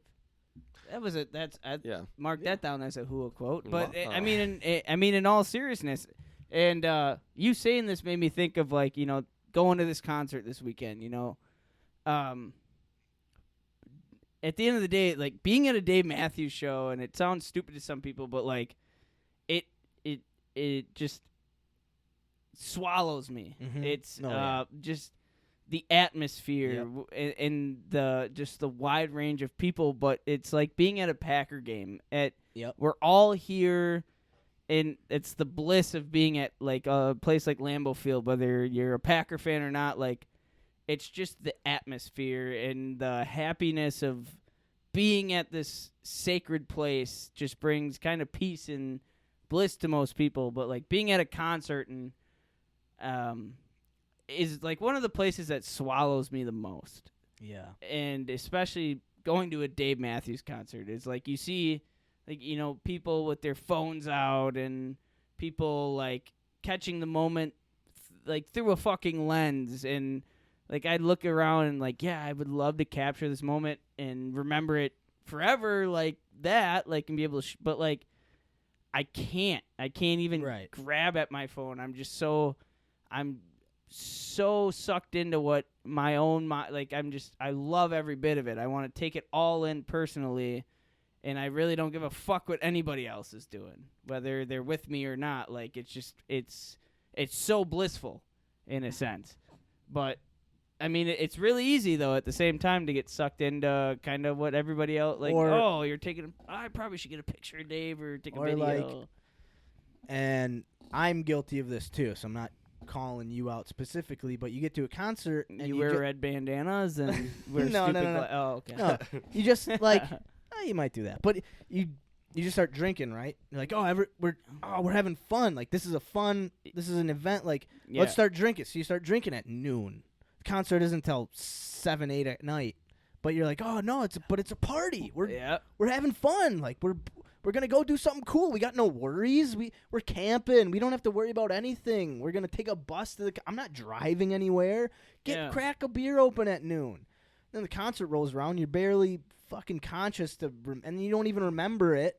Yeah. And then you didn't take videos of it because you're like, I'm not like these fucking idiots taking videos. I'm just gonna fucking witness this in person. You go to a Packer game, somebody asks you how it went, and you have to look up the stats on your fucking phone. Or someone's like, do you remember that catch Devontae had? And you're like, Yeah, man, that was crazy. That was a crazy touchdown. Like, no, it was just like a 3rd and 10. He got And it's like, such like a fucking. It's such like a.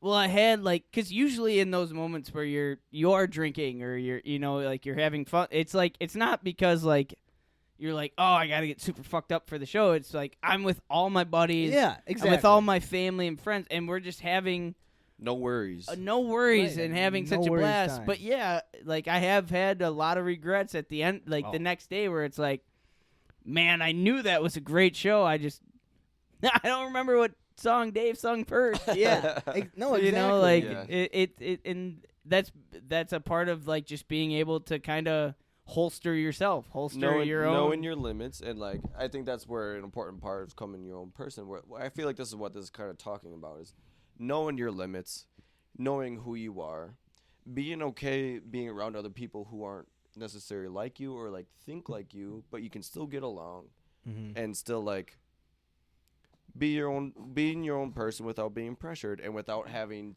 to force yourself with being alone. Yeah, Basically, yeah. like Yeah. you know, like Because you'll go into a show or a game where you're like, I don't want to drink too much tonight. Like exactly what you're saying, because I want to remember everything tomorrow. But like once you get in the environment, then it's kind of like, it's not necessarily like you're getting peer pressured from other people. It's like you're kind of peer pressuring yourself, where it's like, fuck it, Wyatt's jumping through a table, might as well shotgun 7 beers before the game. oh, you guys are shotgunning? Yeah, I got a shotgun. And honestly, that is something I'm Yeah. still working on. Where like It happens. It we're like, I happens. want to, in my head, it's like I want to enjoy the balance of that prior event, the Absolutely. tailgate or the camping up to it, because at the end of the day, it's a fucking blast. Yeah, Those exactly. are the best, like my most memorable moments with friends, with you guys, is just how fucking happy we are before Packer games or like tailgating together. It's just such an environment that you can't really explain to anybody who hasn't seen it, and it's just kind of like, all right, like, well, let's balance it out, like you don't gotta get too fucked up, or you don't have to do so much of something, or the other thing, like, Right.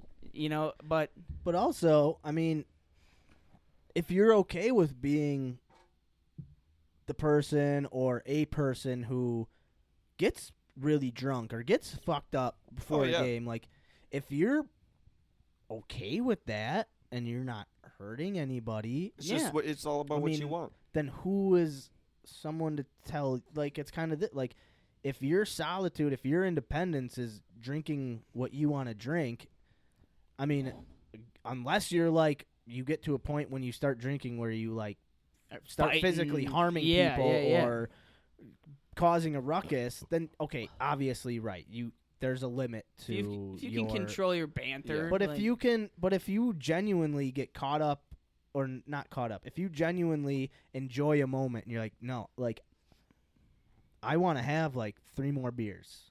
Like, I'm having such a good time. I want to do that. Like, I am all in for this moment. Like, I'm having fun. I know tomorrow might be rough, but you know what? Like, I'm going to have fun right now. Like, where's that line come It's in? like, And well, there's no right or wrong. It just comes down to like what you want. And I Okay, think that's what I was sure. talking about. Like, just like I think guess like knowing yourself, knowing your limits, and just like knowing what you want. yeah, and I think Not that- doing stuff because other people want to do Exactly. it, doing it because you want to do it. And that's what I was- Whether you want to get blackout drunk or you don't, like, you know when to stop. Yeah. You know Yeah, when. Just okay. to I think that's when fucking- it gets wrong. just to keep when fucking you going. when you do tell yourself like, I don't want to have this next. I don't want to shotgun a beer, right. But you do it because everybody all else my is. buddies are doing it. That's Right, when like right. and to be in all honesty, I praise this with the friend group I am surrounded by. We're like, you will get a little shit like, I'm not gonna Oh, shotgun yeah. a beer, like, you fucking Bears fan. But if you really truly don't want to do it, it's fine. We'll give you It's- shit it's- for like it's- 45 yeah, seconds, yeah, and it's then we'll okay. get I over love it. that. And I will be That like, disc. my mom was praising me about this today, about like, and I've been like, about our friend group. Like, we have, like, my dad even said, he's like, I'm going to a 10-year, his 10-year or not 10-year, like whatever high school you're in, 20 years. And he asked me, he's like, so when did you graduate high school? I was like, 6 years ago. He's like, oh, so your 10-year reunion's coming up. And then he's like, well, you guys have your own reunion every weekend. Yeah. And then my dad True. started talking about how he's admires what our friend group has, which is honestly rare. It's pretty great. We have stuck together Yeah. for fucking almost 10 years, and we still all hang out. It's very rare that you might find like one person, maybe two, that you really like kind of connect with and like really stick around. But to find a group of our size that like still get along, 10, even 15 into like people, dude. to like the different group of people, and I guess that's kind of what this quote reminds me of, is like we've all kind of grown into different people, but we all get along. We all want different things. We all think differently, but we all get along. And we're encouraging. Yes. I've known many a times where my friends have fallen into a spot where I wasn't comfortable seeing them in, where it's like a lot of us would say, like, hey, man, like, probably cool it down a little bit at this point. Or, like, like, we've had serious situations where, like, hey, man, like, like, yeah. I mean, you saved my fucking life one time, like, because of my shit. Like, I mean, but we were drowning. yeah, I was boy. drowning. But like, hey, everybody, we're in a spot right now. Help! help. Help. But yeah, like, It's a great video. help. Carl's We just like, fucked up. Carl's like, in the background's a little arms Carl, above the water. Grab barely. onto the canoe. We fucked up this time. I'm still wondering how, like, Carl's drowning, but Seamus pulls his phone No, out. that wasn't even when I was drowning. That was It fucking looks sick. like you're drowning. We got this short. I don't even know. Well, I was like, we fell in the water. My phone was in my pocket. I'm like, I gotta get my phone out. I took my phone. I was like, well, I might as well take a video. But yeah, so great. yeah. So don't fall into. Don't Seamus- don't get in the canoe blocked out the back of my fucking canoe and tip it over. Carl, make, stop. And make me Carl, save stop. you. Whoa. Carl's having a grand old time. Oh. And that quote kind of went into this next one here. This next quote, it was, "You have power over your own mind, not outside events. Realize this, and you will find strength." So it's kind of like along the same lines of like, no. Realize that there are things influencing your brain, but you ultimately have control over your brain. Mhm. If you do not want to do something, but then something outside is like, no, come on, fucking, let's go. And you just go like, no, that's not for me.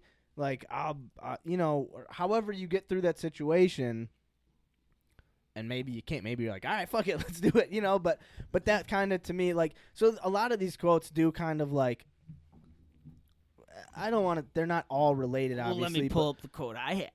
But they're all, but I just tried to find quotes throughout the week, No, Yeah. every day that just made me like. Those are good quotes, though. It's a tough thing to figure out as like your own person, And- and that's when people talk about like becoming your own person. Yeah. Like, that's and what it's it's all the toughest thing. Knowing Sometimes what when you you do want have and- friend groups like ours, even sometimes it is it is a not necessarily a drawback, because you don't have people telling you to do certain things, but they're doing certain things Yeah. in front of you. And since they're your good buddies, it's like, fuck it. You ever had a weekend that you've been proud of yourself because you went out on a Friday night and you woke up the next morning and you were not hungover, you felt great, Yeah. and Yeah.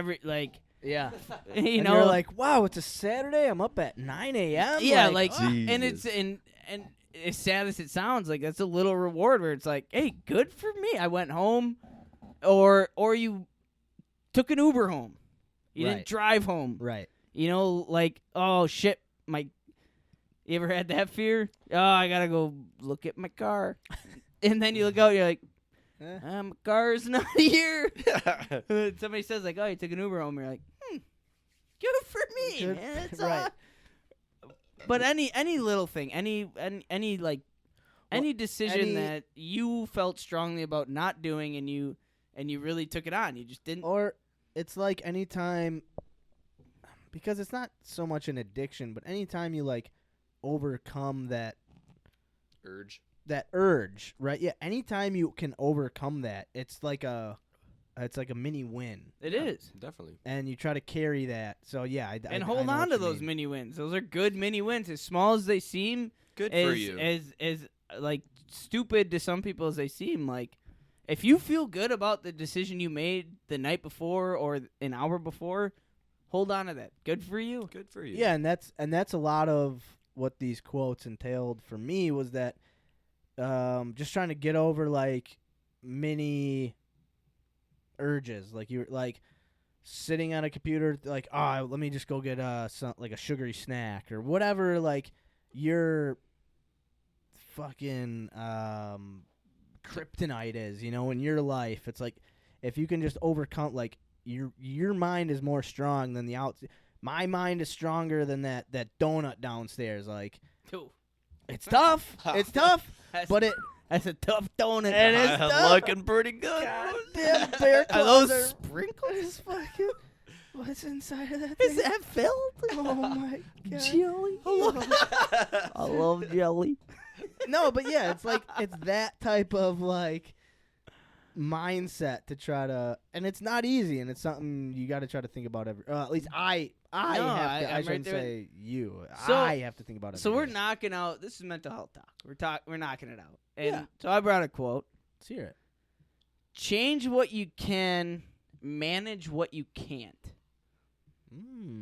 What's that spark in the old noggins of you dick bags when you think about that, huh? Well, what's that? What's the AA quote? It's like control what you can and let go what you can't control, or something like. Basically the same. It's so that kind of made me think along those lines, but not as intense. Read it for me one more time, please. Change what you can, manage what you can't. Manage what you can't. That's the word. Manage what you can't, because Sounds like anxiety to me. That's like a Well- pure anxiety quote to me. Where There's a lot of things in our life that we can't control. We all like to think that we're in control of everything in our lives, Right. but if you look at it, we barely control anything.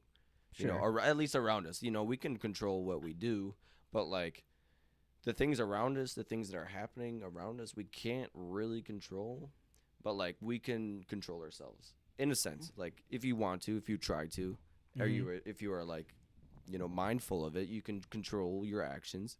But like the things around you, like let's say, I don't know, I had an addiction. I can't control if somebody else is doing it over here, but like I can kind of control myself from doing it. I think what In a sense. this quote Okay. says to me I a don't know, lot. that's a very, very, I don't know. I get what you're saying. This quote to me is a lot like, change what you can is a lot of like, you can control the present. What's happening now, you have every right to control it because you're your own living being. If there's an event in front of you that you're unsure about, you have every bit of control, and manage what you can't, to me, is saying like, okay, things that have already happened, things that are already down in the book, things that already happened in the past are like, well, they're already done. I have no control of doing anything about this because it's done. Now I just have to deal with how I go forward with this event. And I chose this quote because, like, to me, sometimes it feels impossible to even manage what you can. You don't even know sometimes of the shit you can manage. Like, like a job, for instance. If you're stuck in a job where every day you get home and I fucking hate this job. This job makes me miserable. All the people suck. I fucking hate my life. It's like, okay, even though you're tenured, you're making great money, and you're supporting your family maybe, like it seems at that point where it's like, I can't fucking manage this. I can't do anything about it. Where at the end of the day, it's like, okay, well, yeah, you can. You can fucking quit or take a couple weeks to find a new job and then get the fuck out of there. Other than like, okay, say a loved one or a friend died in the past. It's like, okay, well, you can't manage that. You can't do Right. anything about that. It's how you go forward with it. So this is like a fucking, But what about instances that aren't so cut and dry? like what? Well, But that's kind of what I don't have a good answer for that. But because the only reason I say that is because the two examples you brought up were basically the two examples I thought of, right? Like, okay, job and like things like death, right? Like, Yeah. Mhm. but what if it's like,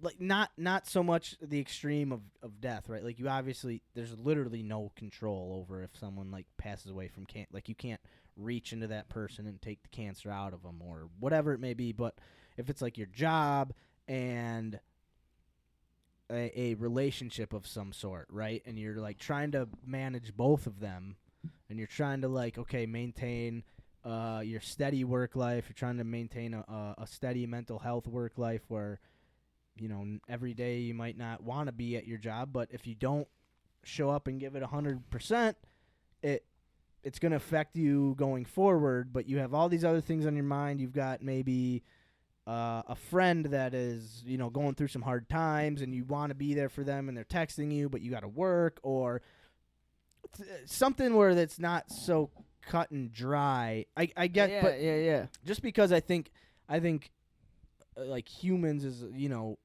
we live complicated lives, or we make our lives complicated, right? And to try to manage the situations that we can't control is I feel like we make every situation a situation we can't control. For example, like me, I'm not the biggest fan of I would love to find a new job. Like I don't Yeah, no, you're thinking about it. you know Keep what I going. mean? Like, yeah, I would like to find a job that more fulfills me, right? Why'd you say Why Because were you I unsure? don't I'm not looking for a better job, right? Right. The job I have is a good job, and it's a good job. In what way? Just in terms of everything I'm taken care of. I get paid okay. I have all my benefits, everything, health insurance. If I get sick, I can go to the hospital. I pay. Are you satisfied? But that's what I'm saying. So like the actual job is something I would like to better take control of. However, what I was saying, like us as humans, I feel like we make things uncontrollable. So like me personally, I get done with work and I say, oh, I can't look at a computer screen for any more time. I'm done.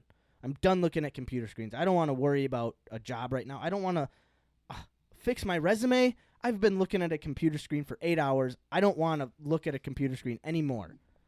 Right? So I say in my head, I make it unmanageable. I say that because my situation I'm in, I'm stuck because I can't fix it, but I can. And literally, this is what I do. I'm really telling you, I do this where at the end of the day, I'll go, I can't look at a computer screen. I don't want to even try to look for a job. I don't want to try to update my resume. I don't want to try to put myself out there. I'm doing okay. Everything is fine. Blah, blah, blah. All the excuses you put in your head, you make them unmanageable. So when I hear that, like, manage what you, it's like, but so many of the things in my life I say are unmanageable when really they are manageable. And you have to think, But especially on top, like with people like us, and this is kind of a. I mean, in reality, though, we aren't married. You have a girlfriend. I have a girlfriend, right? Right. We have no kids. Right. Okay, and I will say, I mean, even people with full families and responsibilities like that, they can still change. Sure. But the difference between them and us is if they change, they need to be able to know and be certain that they have money coming so they can take care of X, Y, and B. People like you and me, the only thing holding us to any certain job is we got a little bit of cash flow coming in. And we're comfortable. Right, yeah, comfortability. We're yeah. comfortable. We know what we're doing every Yeah. single day we wake up. Oh, yeah, yeah. And one thing I rag myself on, but also take pride in, is that I've made it loud and clear to myself and my bosses that, like, my boss asked me the other day, he's like, hey, man, I talked to the owner of the company, and he says, you keep doing what you're doing, you have, 5 years from now, you're going to make $30+ an hour. And I looked at him, I looked at the owner of the company, I said, I'm not going to be here in 5 years. You think I want to fucking build wood for windows in fucking 5 years from now? Fuck no, I don't want to do that. Right. I'm here because it was a job opportunity. I respect you guys, and you guys are giving me a lot of experience. But I'm not fucking going to be here 5 years from now. And 5 years from now, I'll probably get a job that I probably won't want to be in 5 years from then. But that's another thing, man. Like, I don't. It takes some time. Sometimes. It takes time, and it could take all the It time. takes But here's the thing, and sometimes. let's take you out of this, right? Let's say there's a person in your position, and you're an outsider looking in, and they're telling you this. Let's take away the job they're doing. They're doing a completely different job, and they tell you like they said the same thing to you that you just said to us. They come to you and like they're how old are you? 25? 24. 24. And they're like, Carl, when I'm 29 years old, I'm going to be making, what, like $35 an hour. That's almost like $70K a year, probably. Yeah. Would you tell them, like, you get out, leave? No, this is one thing I hold very stern on, man, is people believe that you work to live. And when I say that is you work your life to find retirement, to find no, and that's what I'm saying is I can't tell that person. You know what I would say to that person? Are you happy? Is this what you want to be doing at this time in your life? Right. Whether it's for a week or 5 more years. Are you happy at this moment? Are you comfortable? Are you okay being there? And if they are, then yeah, fuck it, dude. Keep going. But I guess what I'm saying is, let's say you make it. Let's say you're at this woodwork or wherever job you're at, right? Doesn't matter. You could be building windows. You could be laying pipe down. You're 29 years old. And you're making $30 an hour.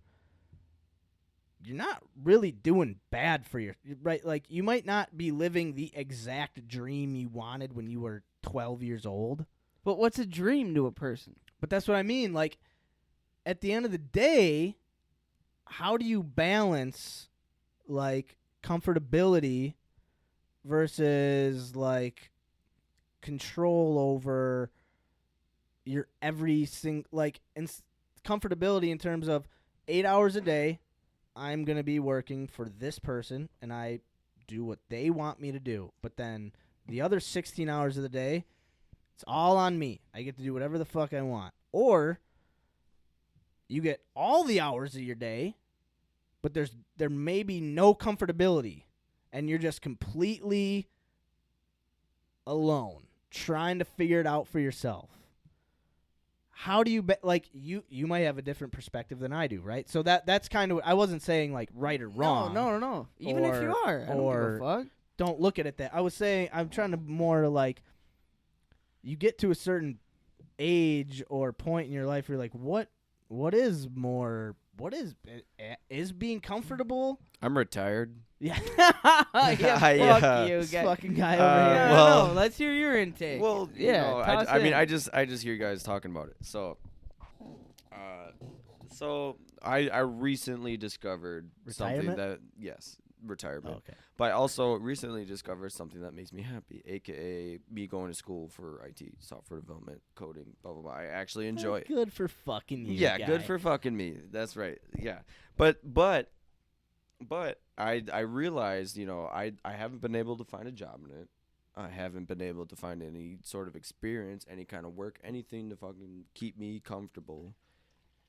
But I knew that, like, the job I was in took a lot out of my life. a lot out of my happiness. And like, I guess it's a little hard because I could afford to not be in that situation. A lot of people can't afford to be in that situation. So that's one thing to keep in mind.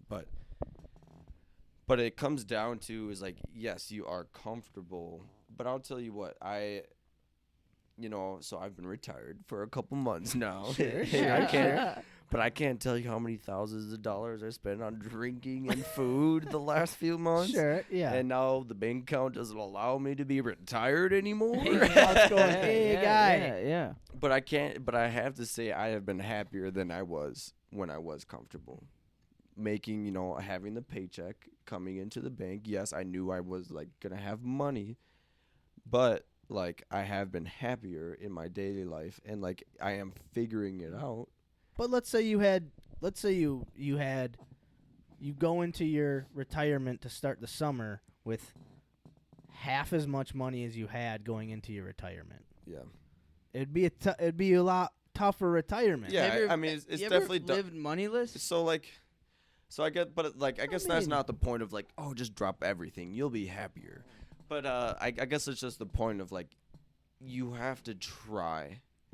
You have to look, and you have to try to find something different that's gonna make you happy. I've lived points in my life where I lived off of $40 for 2 fucking weeks, where I had to learn how to survive off fucking $40 off for 2 weeks. Where and it comes down to, okay, because I paid my rent, and then so I made sure I had a house over my head, and then I would work the smallest amounts of, so okay, I had my $400 for rent, pay that, I have $40 for 2 weeks, but you were still to working, do whatever, though, right? You were every other day, but but you were still working for someone else. But at this point, this job was okay with me. It was okay, and I was making dog shit money. Well, yeah, but that's exactly what I'm getting at, is that you can. But live what are we dog even shit. getting at? What are we getting at right here? I guess it's just like, my point is, I have believed my whole fucking life that it's bullshit to live to fucking retire. I hate, and that's my opinion, because some people live by that, and that's okay.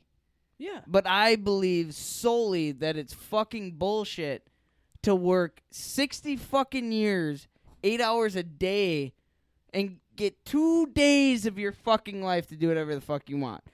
We were fucking put here to fucking live. Yeah, obviously. But I mean, luckily enough, we're the only fucking species or part of that know we're gonna die.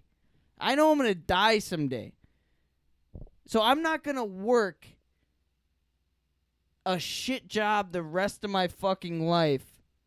So one day I can hit 60 years old and hopefully I make it a couple more fucking years free. Like, it just doesn't make fucking any sense to me. But that's just the thing, is like, I think the goal is to not work a shit job and retire, right? The goal is to, you maybe work a shit job for a little bit, and you make money enough where you can either take a break and find the job that you will retire on, or you work so you find the job to retire. But what do most people do? But that's exactly what I'm saying, is that like, you get caught up in it. You get caught up in like, okay, let me grab this job and I'll work my way up and I'll get to a point, and then you're 20 years in, and I'll retire, and I'll be able to just manage people, and then I'll retire and it'll be cool.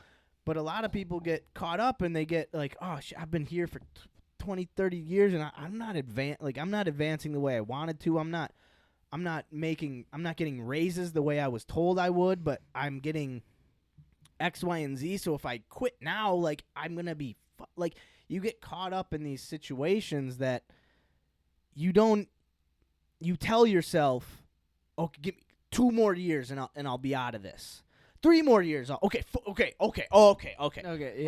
5 more years and then I'm fucking out of this dumbass fucking place. I fucking hate this place. And then 5 years comes around, and you're like, I mean, they gave me a pension. they gave me like a 60-cent raise a couple months ago. I got a 401k. I got a fucking health. I'm like, fucking why not? Like, I'll forget about, and so I'll forget about the dreams or whatever. And so, like, I can't remember how we got off on the tangent. So it was like, but it was like managing those. To me, having control over. Yeah. Man, how about I read the quote? Yeah, read it one more time. All right, and then so let's tangent on for about 5 more minutes. All right, so change what you can, manage what you can't. Exactly. So change what you can. Like if you have like a job and you tell yourself, all right, I'm gonna get this job. I'm gonna give it a couple years. I'm gonna make some money. I'm gonna either move up in the corporation or I'm gonna find a different job and I'm gonna make a job. I'm gonna find a job that doubles my money because of the experience I'm getting now. But then you're in it and you're 4, 5, 6 years in. You're like, well, they keep giving me raises, but I kind of get a little bit more responsibilities here, more responsibilities there. I'm secure. I'm comfortable. I know what I'm doing. I like my bosses. Like everything is very comfortable. I don't want to leave. If I leave, then I won't have health insurance. What if I get sick? If I leave, I don't have But what's on the opposite side of that? But you don't know. But you do know. You think you know. What do you think about where you sit? Well, what are your regrets? You look at what are your regrets? That's what you know. Well, you don't really have regrets. You have I have fucking plenty of regrets. Well, okay. I cleaned up dead fucking bodies for a year. But that shouldn't be a regret, man. It is a fucking big regret of mine. No, dude, that's a tough. It's an experience. But you shouldn't regret it. I do. I don't think you should. I don't think Why? you should. Everyone does shit they don't want to. And but when do you get yourself out of that point? When do you are out of it? Are you still cleaning up brains? No, but exactly, I'm not fucking fucking happy with what I'm doing now, though. Yeah, but you're managing it. But dude, you're managing you're it. managing and you're the point. progressing, dude. Yeah, You have always wanted to work with your hands and do. I mean, woodworking shit has been your fucking jive, man, since you had that taste of it. And you might not have your fucking own shop right this second, but dude, you're learning so many skills and valuable skills, and you learn how to work through really hard situations and really tough times when you had that shit job. Yeah. Like, yeah, it sucked and it wasn't fun, and you might not have been where you wanted to be, and you're whatever, like apartment situation, you might not have had the grass greenery. But it hit a low point. You hit a low point, but you were still making money. You were still working. You were still living. You were still paying bills. I got out of it. You're still being a good human being, and then you got out of it. You managed it, and you took control. And then you found a job that you're like, okay, this job, it might not be the perfect job, but it's a tiny step forward than going a step. Like if you had a job where you were cooking food again versus this job, dude, if someone was like, hey, man, I can get you a woodworking job in a window shop, you'd be like, get me the fuck out of this kitchen. I'm there, man. Like, that's what I want to do. I want to do woodworking. Yeah, I would have thought the same thing when I was cleaning up after exactly. man. So, dude, like,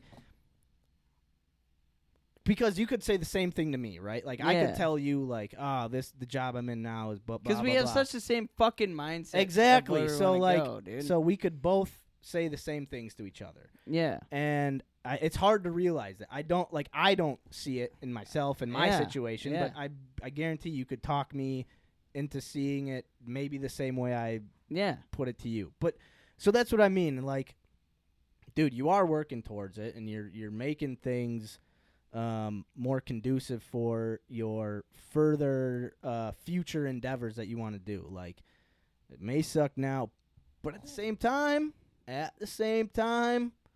say these fuckers come around like, hey, man, we want to give you like $45 an hour. You're going to be like, nah, this isn't my dream job. Fuck that. Be like, sign me up for a couple years, buddy. Nah, I disagree. I do. I do, man. I do. I've left jobs for. I was 18 making $22 an hour, and like. And you're right, though, in a sense. We're like, maybe I would take that offer because I wasn't sure yet. And what I was saying earlier, it is a pride that I do take in myself, where a lot of people think it's a downfall of my kind of career upcoming, where like I leave jobs quick. But to me, every job I've ever been at, I've been exceptional at, I've been good at, but I've left because I needed something more. So I mean, and I can do this right now, and I'm gonna continue doing this right now. We're like, yes, this job I have right now, I'm good at, and it's teaching me things, but I've never been in a place where I see a future. The only time I've ever felt like that is in the Rockies. Is the only time in my life where I was like, if I was doing this right now, 20 years from now, Yeah. I would be okay with that. And that's what drives me. It's like, I just... So manage it and take control. Yes, exactly. And at the end of the day, you know what? I am blessed for the fact where I can juggle it. You know, I can work this job that I'm not cool at, and I can manage this and be in control of what I have right now. And it's kind of shitty to say because a lot of people, they can't bounce around. But if I have the opportunity, I'm going to continue to do. And I mean, it's not only work; it's everyday life, it's relationships, it's everything. Where it's like, I know where the fuck I want to be. I know where I want to be. I can see it. I can taste it. I can fucking feel it. But I have a fucking forest in front of me to get through before I get there. And hopefully I make it there before the fucking forest burns down. But like, that's why you control what you can and manage what you can. Exactly, bro. You know? Son of a bitch. That's how you get to the end. We brothers, should you probably know? let's tie some knots. Max, thank you, bro. Hell yeah. Man. This is fucking. That was a good. That was God, good I love this convo. shit. All right. Convo. All right. We just talked. This is some inspirational music. This is Got a little deep there. Got deep. Trying to manage what we can't. Mental health is a serious control what we business. can't. It is. Hell yeah, It we is. did it early. All right, me and Max are gonna tie some fucking knots, and then we're gonna play some bag toss. Hey. All right. Yeah. All right. Here we go. We're Back at it, We're boys Back and at it like a ladies. crack addict. Back. All right. Well, what are we talking Knots. about? Knots. Hey, what knot you Tying learn? knots, the old slip knot. Oh, the old slip knot. Yeah. Hey, should we somehow get the camera towards the knots? Yes. Hold on one second. Cameraman Oh, Seamus cameraman J. Oh, Coming in action. Seamus. Okay, so you start. Okay, I had this down. I'm gonna go this way. Go underneath. Oh! Okay, so you go like this. And then you pull it. All right, up and Max is tying knots, around. tying the old slippy dippy. Max is tying the old slip knot, but he cannot figure it out. Ooh. Figure it out. Ooh. Seamus is on the camera. He's trying What knot did you learn? the square knot. Oh, do it up. All right. So the square knot is for binding. Oh, shoots my toots. Pause the old music. Oh, we're gonna do a new song. So I learned the square knot. Square knot is for binding two different pieces of rope together. Often used in sailing, climbing. So you take two ropes. All right. We good? Can you see me? All right. Oh, yeah, here we go. So what you're going to do here, you got two ropes. You're going to take the right All right, so it's for binding 2 ropes together. You're gonna take the right, go over the left, loop it underneath. Then you're sitting like this. All right. Then you're gonna take your left rope, and you're gonna go over the right, loop her down under. And you got 2 ropes like this, and then you pull her down together. And you got the old square knot. Right there. Yeah, really keeps her taut. Oh, yeah, it's the old square knot, ladies and gentlemen. I'll do it again. I think I might have done it wrong, actually. Max, how's the old Windsor coming, bud? Oh, you know, it's the slip knot, not Oh, the the Windsor. old slip knot. Let the bodies hit the floor knot. All right, so we're going to go right over. Right over. Down under. Oh, yeah. Then you go left. Over the right. Down under. Then you got 2 like this. And then you're going to bring her together. That's the old square knot. I'll give you a little history. Oh, wow. It doesn't keep it going. All right. You're under the pressure. What do you got? The old Windsor. Slip knot. Slip- God oh. damn it. Fucking listen, guy.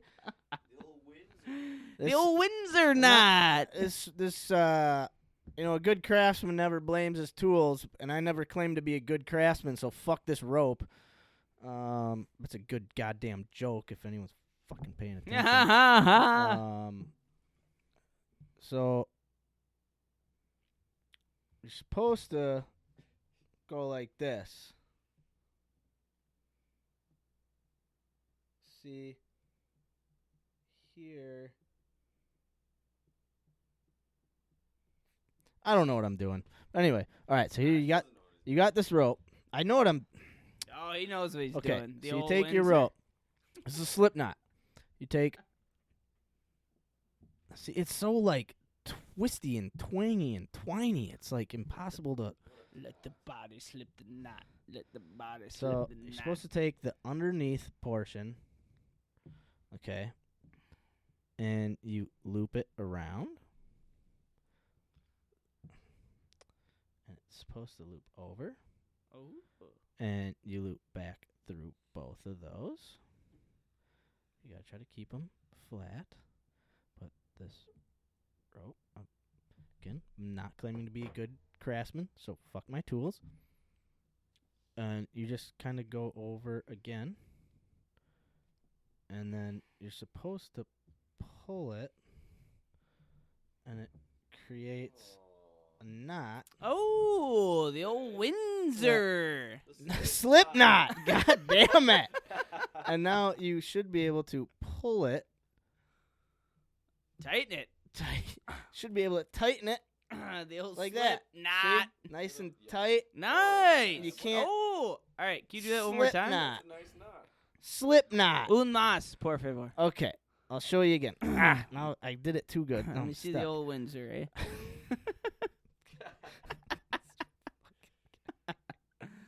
Let the bodies hit the floor. All right, we're gonna start on the other end because I tied too good of a knot. I can't undo the knot. All right, so you Hey, don't take tie it too knot. take your string. All right. You get a loop, like, you know, it's not supposed to be all twisty like this. You get your loop, supposed to look like that. You take the bottom loop, Okay. loop it down and up. You go over the bottom, and you go over the top. You bring it behind the bottom and the top, and you do that again. Okay, so now your loop from the bottom is over the top and the bottom. You loop it again over the top and the bottom. Okay, and then you pull. Whoa. And now you can pull this one tight, and you have a nice tight knot there. Hey! Slipknot, ladies and gentlemen. Nice! Nice! Hell yeah. My square knot was way easier than that. Yeah, it looked easier. I think, nice you knot, though. know, I just said shitty tools. Ah, good for you, man. Hey, good for you. I like that square knot. Thank you, bro. I appreciate it. We did it. Hey, we did it. We did it. Hey, Cheers. hey. Couple slips, couple of squares. You know, I'm a slip. You're a square. We did that. Let's play some fucking bags, man. Let's get a little bag toss going. Let's do a little bags, eh? All right, let's toss them around here. Let's toss them around. We got our HUA bag toss coming. We did a little mental health journaling. We tied some knots. Carl did a square knot. I did a slip knot. We got a good, fun game of bag toss going. I am up 21 points to 10. We're playing to 61. Not too shabby. Let's get it going, huh?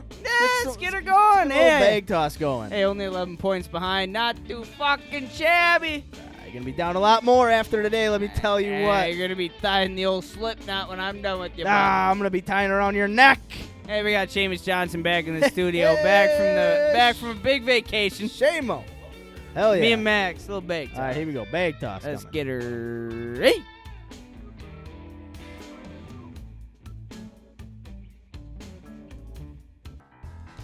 Hey, ladies and gentlemen, we're going to play a little bag toss. I'm winning. What is it? 21 to 10, Max. Something like that, huh? Of course I'm in the lead. All right. Lead off, bitch. Okay, here we go. 21 to 10. Carl lays with hens. 21 to 10, folks. Lining it up.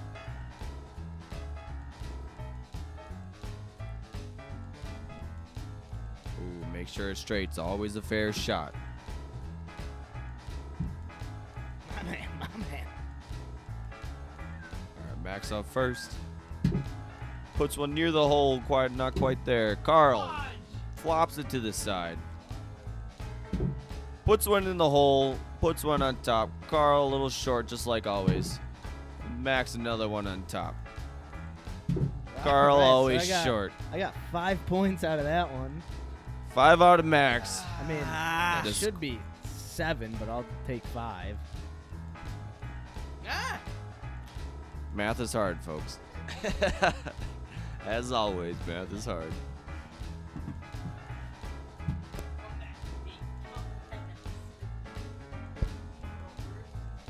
Coming back around. Let's see.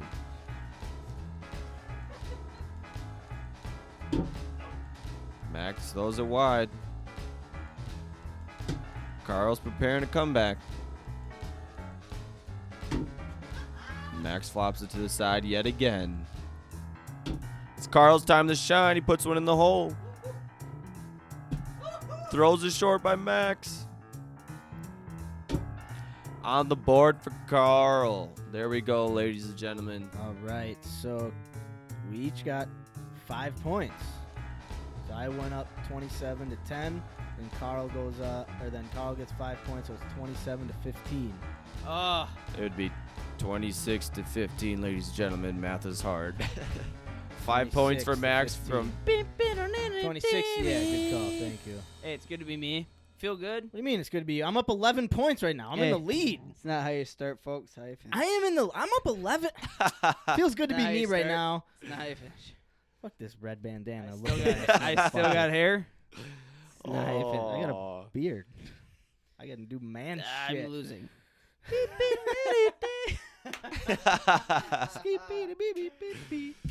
That's bags, ladies and gentlemen. It was a fair game. All right, 26, you assholes. 15. 26-15 at Alright, the end of the Max- day. Maximilian's Max is- winning 20 shit to 15. Let's go. Yep, still up 11. Yeah.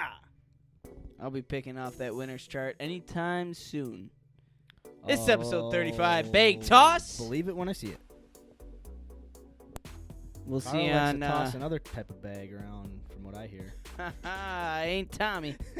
All right, ladies and gentlemen, this is episode 35's Bag Toss. I don't know what we got left. We still got our monthly challenge updates. Oh, we got We monthly. got to roll some dice. Oh, all right. We're gonna roll dice Joke next. of the week. Oh, joke of the week.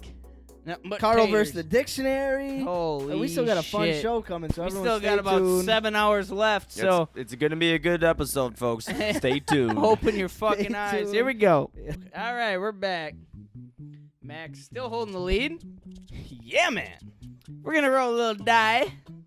Yes, we are. Figure out this week's weekly challenge, and then we'll go on to talk about what we're gonna do for the monthly challenge. Real quick, we just need to fill in 2 slots on our weekly challenge grid here. We need to Seamus, fill what do you in- think? Bud. Ooh, what do we got? Weekly challenge. Anything we could do in a week. Give us a couple ideas. What's something might be a fun, quick thing to do for a couple of young bucks like us to try? Let's go for a run. Go for a run. Go for a run. A run, a walk, something outside. Nope, go for a run. Get your body moving. Go for a run. That's what we're sticking with. All right, and then we got one more over here. Smoke an ounce of Chiba. Whoa! All right, well, that's never mind. expensive. Yeah, never mind. Never mind. Like Wow. together collectively, I feel like we could. could do us that. 3. We could. Hot box the stew. Yeah. Yeah. Another time. Another time. All right. Do let's say just sign up for some sort of charity work. Do we have that up there? Any charity work, whether it's going to Paul's Panch. I thought we had something on here. Oh, it's not up there. Let me see.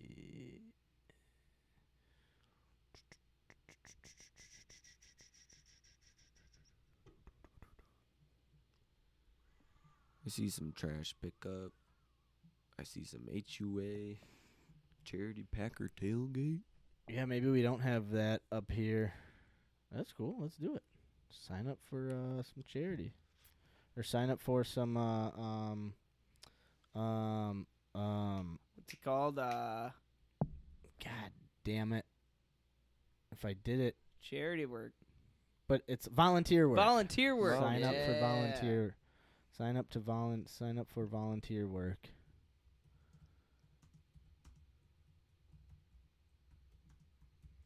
Okay. Carl. Well, I mean, we tied technically. So you roll for column, and then I'll roll for. Or do you want to do the other way around? I don't really care. Nope. Either way. Or I will roll for column. All right. Give it to me. And then I'll roll for roll. All right. So the column we are gonna be choosing from is column 2. Column Number 2. 2. All right. We're either. All right. All right. Come We're on. either Start a book. draw, Come up with new improv skit. hike a new trail or park, Do the paint and pub. or start a wood burning project. I like Alright. all of those. Yeah, I these like, are- I like all of These those. actually aren't bad. Shabby. All right, let's see what we'll be doing. I'm personally hoping for number 5. Me little too. Paint and pub. I don't mind. 2. Draw. Draw. All right, so like okay. draw something once a day, or just draw. Draw. Just draw. Let's draw. Just draw. You know, I mean, like, draw Throughout the Draw week? drawing. You Draw don't have to do it all at once, but just draw a little something. Get the Just draw. creativity Do a little- flowing. Do some drawing throughout the week, little sketches. Yup. Yeah. All right, Come let with me, what let me you throw can. This up here. Weekly. Couple of challenge. artists. Oh. I'm a I pro. like this. Are you Seamus? Are you like artsy guy? Do you paint? Do you draw? Do you do anything I'm like not that? a good drawer. I paint every once in a while. I've done a Okay. good couple of paintings. My mom's a painter. His Oh. mom is That's what she a does. That's awesome. professional. She is She amazing. is amazing. Wow. Yeah. I, Really cool. Really, yeah. She's So no she's taking any of really her good. paintings. I might ask her to draw me something. No, She could probably draw us all sitting here in the studio. I Like was gonna this. Oh say, yeah, could you do no, like it'd a be great. sweet ass like stew painting. We could get something. She's Oh. good. I'll We like tell take you a what. picture of us in here. We're all like, Oh and yeah, then she paints could it. do it. She I mean, could do it. I could show you a little bit of her work later Man, on. that'd I'll be show you a little cool. bit I'd of it. pay her Huh? some money. All right. But Should we drawings. do? Yeah, just drawing. Just do a little drawing. And we'll show it off next week. Yeah. We'll take some pictures. We'll post them. Yeah. We'll Show bring 'em them on the around. show. Anything we want. I think, like, because it could be like one big drawing that you work on throughout the week. I It could think be anything, separate little. man. Yeah, exactly. Any type Just of. Whether it's a be cre- weekly diary of drawings Be or creative with a paper and writing utensil, whether it's Yeah. a pen, pencil. Just get Anything. Just get the creativity Do flowing, your man. thing. Love it. If you're good or not, doesn't matter. Just doodle. doodle I up. love it. Doodle I'm- up. It's just a I doodle like week. that. Yeah. I like it. I do too. All right. Hell yeah. We're doodling. That is our weekly Just challenge. Doodling. Just a couple of doodlers. The Hold Us Accountable weekly challenge is doodling. Yeah, we're gonna doodle for y'all. Doodle, doodle, Doodle, doodle, doodle, doodle, doodle. Doing a little doodling. doodling. I'm gonna doodle and noodle. Doodle, doodle, doodle, doodle, doodle, doodle, doodle. Ladies and gentlemen, y'all, we're gonna doodle, doodle, doodle. Doodle, Again. Can you guys hear me? doodle, Oh, there we go. I can hear you. Okay. Hey, we're gonna All doodle, right. doodle, doodle, doodle, doodle, doodle. All right. That is this week's weekly challenge. Yeah, let's move on to monthly challenge updates.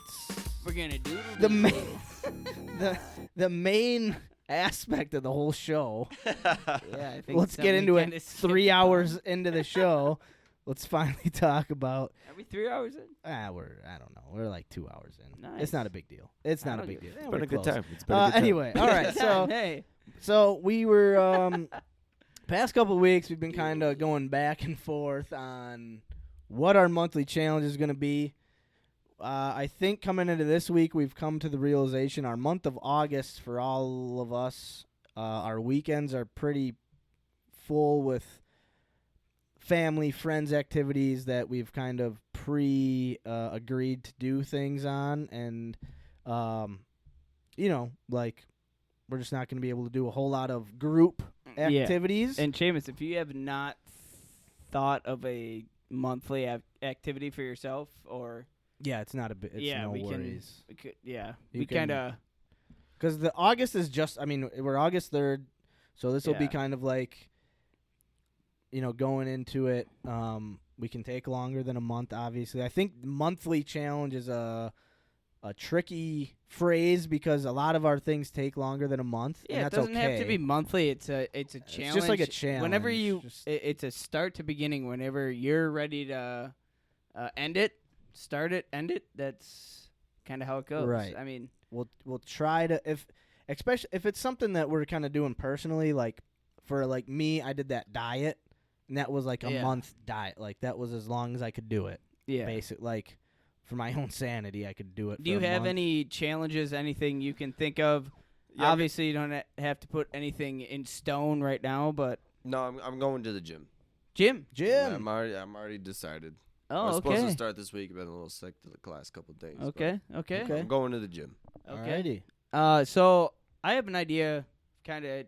So I feel like weekly progress, kind of like a weekly progress journal, kind of just to keep us, to show what we're doing. Keep us and each other and the listeners on top of the progress we are making. So maybe say you're going to the gym. When whenever you make it to the gym, kind of what you did, or not everything like in certain, but like just I made it to the gym this day.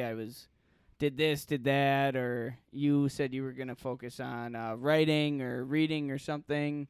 Yeah, like, I'm not kinda- quite sure. And it doesn't have to be necessarily like in super detail, but just like, oh, this is what I'm working on today or this week. Yeah. You just do No, once a week. Absolutely. I get what Yeah. you're saying. So what are you thinking for your monthly challenge? Seamus is going to the gym.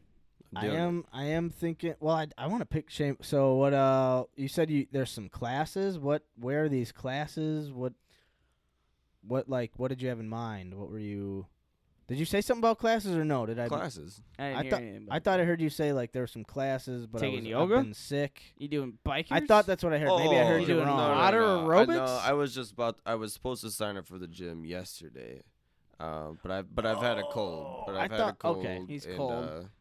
I'm a little sick. What gym? So where No. you what gym are you looking to sign up to? So I would just like Planet Fitness. Yep. You know, we got a couple buddies that go there. But yeah, it's about time. It's about time to hit the It's gym. about It's that about time, that time. boys. It's about that time. I was planning on doing this week, and I still am later on this week probably. Hey, it's only Tuesday. It's only Tuesday. I just got to get over these sniffles. And little sniffles, and then we'll be back at it. No, I'll be good to go. All right. Hell yeah. That's the plan. All right. That's my goal. That's awesome. I love Seamus' it. monthly goal is to get over the sniffles and start curling bars. Girls. for Time the to girls. stop drinking, ladies and gentlemen. Oh, that's a whole nother fucking object. Yeah, I was gonna Are say. you doing that? Are you No. doing it? Are you doubling Are you down? doubling? Double? No. Just Okay, the gym. okay, Just okay, the gym. okay. Hit the gym. So okay, do you have like at least twice a week? I'm thinking 3 times. 3 times a week. Yep. All right, I'm gonna put it down. I'm gonna put it down on the board. 3 Put it times a down. week. All right. Starting next week. No. If you know, if you I'll start tomorrow. yeah, so feeling a little, if you're ever feeling lazy or you're like need a little motivation, just say like, hey, fucking hey guys, I don't want to make it to the gym today, but I need to get there. We'll fucking help you. I don't know. We'll get Get on off your your ass. fat fucking no. Get off your Yeah. skinny ass. Well, no, I mean, You're 26. You shouldn't be fucking retired, guy. All right, go to the gym. Yeah. Play some racquetball, you lazy Get fuck. off the fucking Xbox and go to the fucking gym. Yeah. Call it dude. Working the fingers ain't working the fucking biceps, guy. No, for me, I was thinking about writing or reading was kind of something I wanted to start doing a little more. I think I want to try doing some writing, just Okay. putting some either whether it's like some writing anything like some comedy, trying to do that.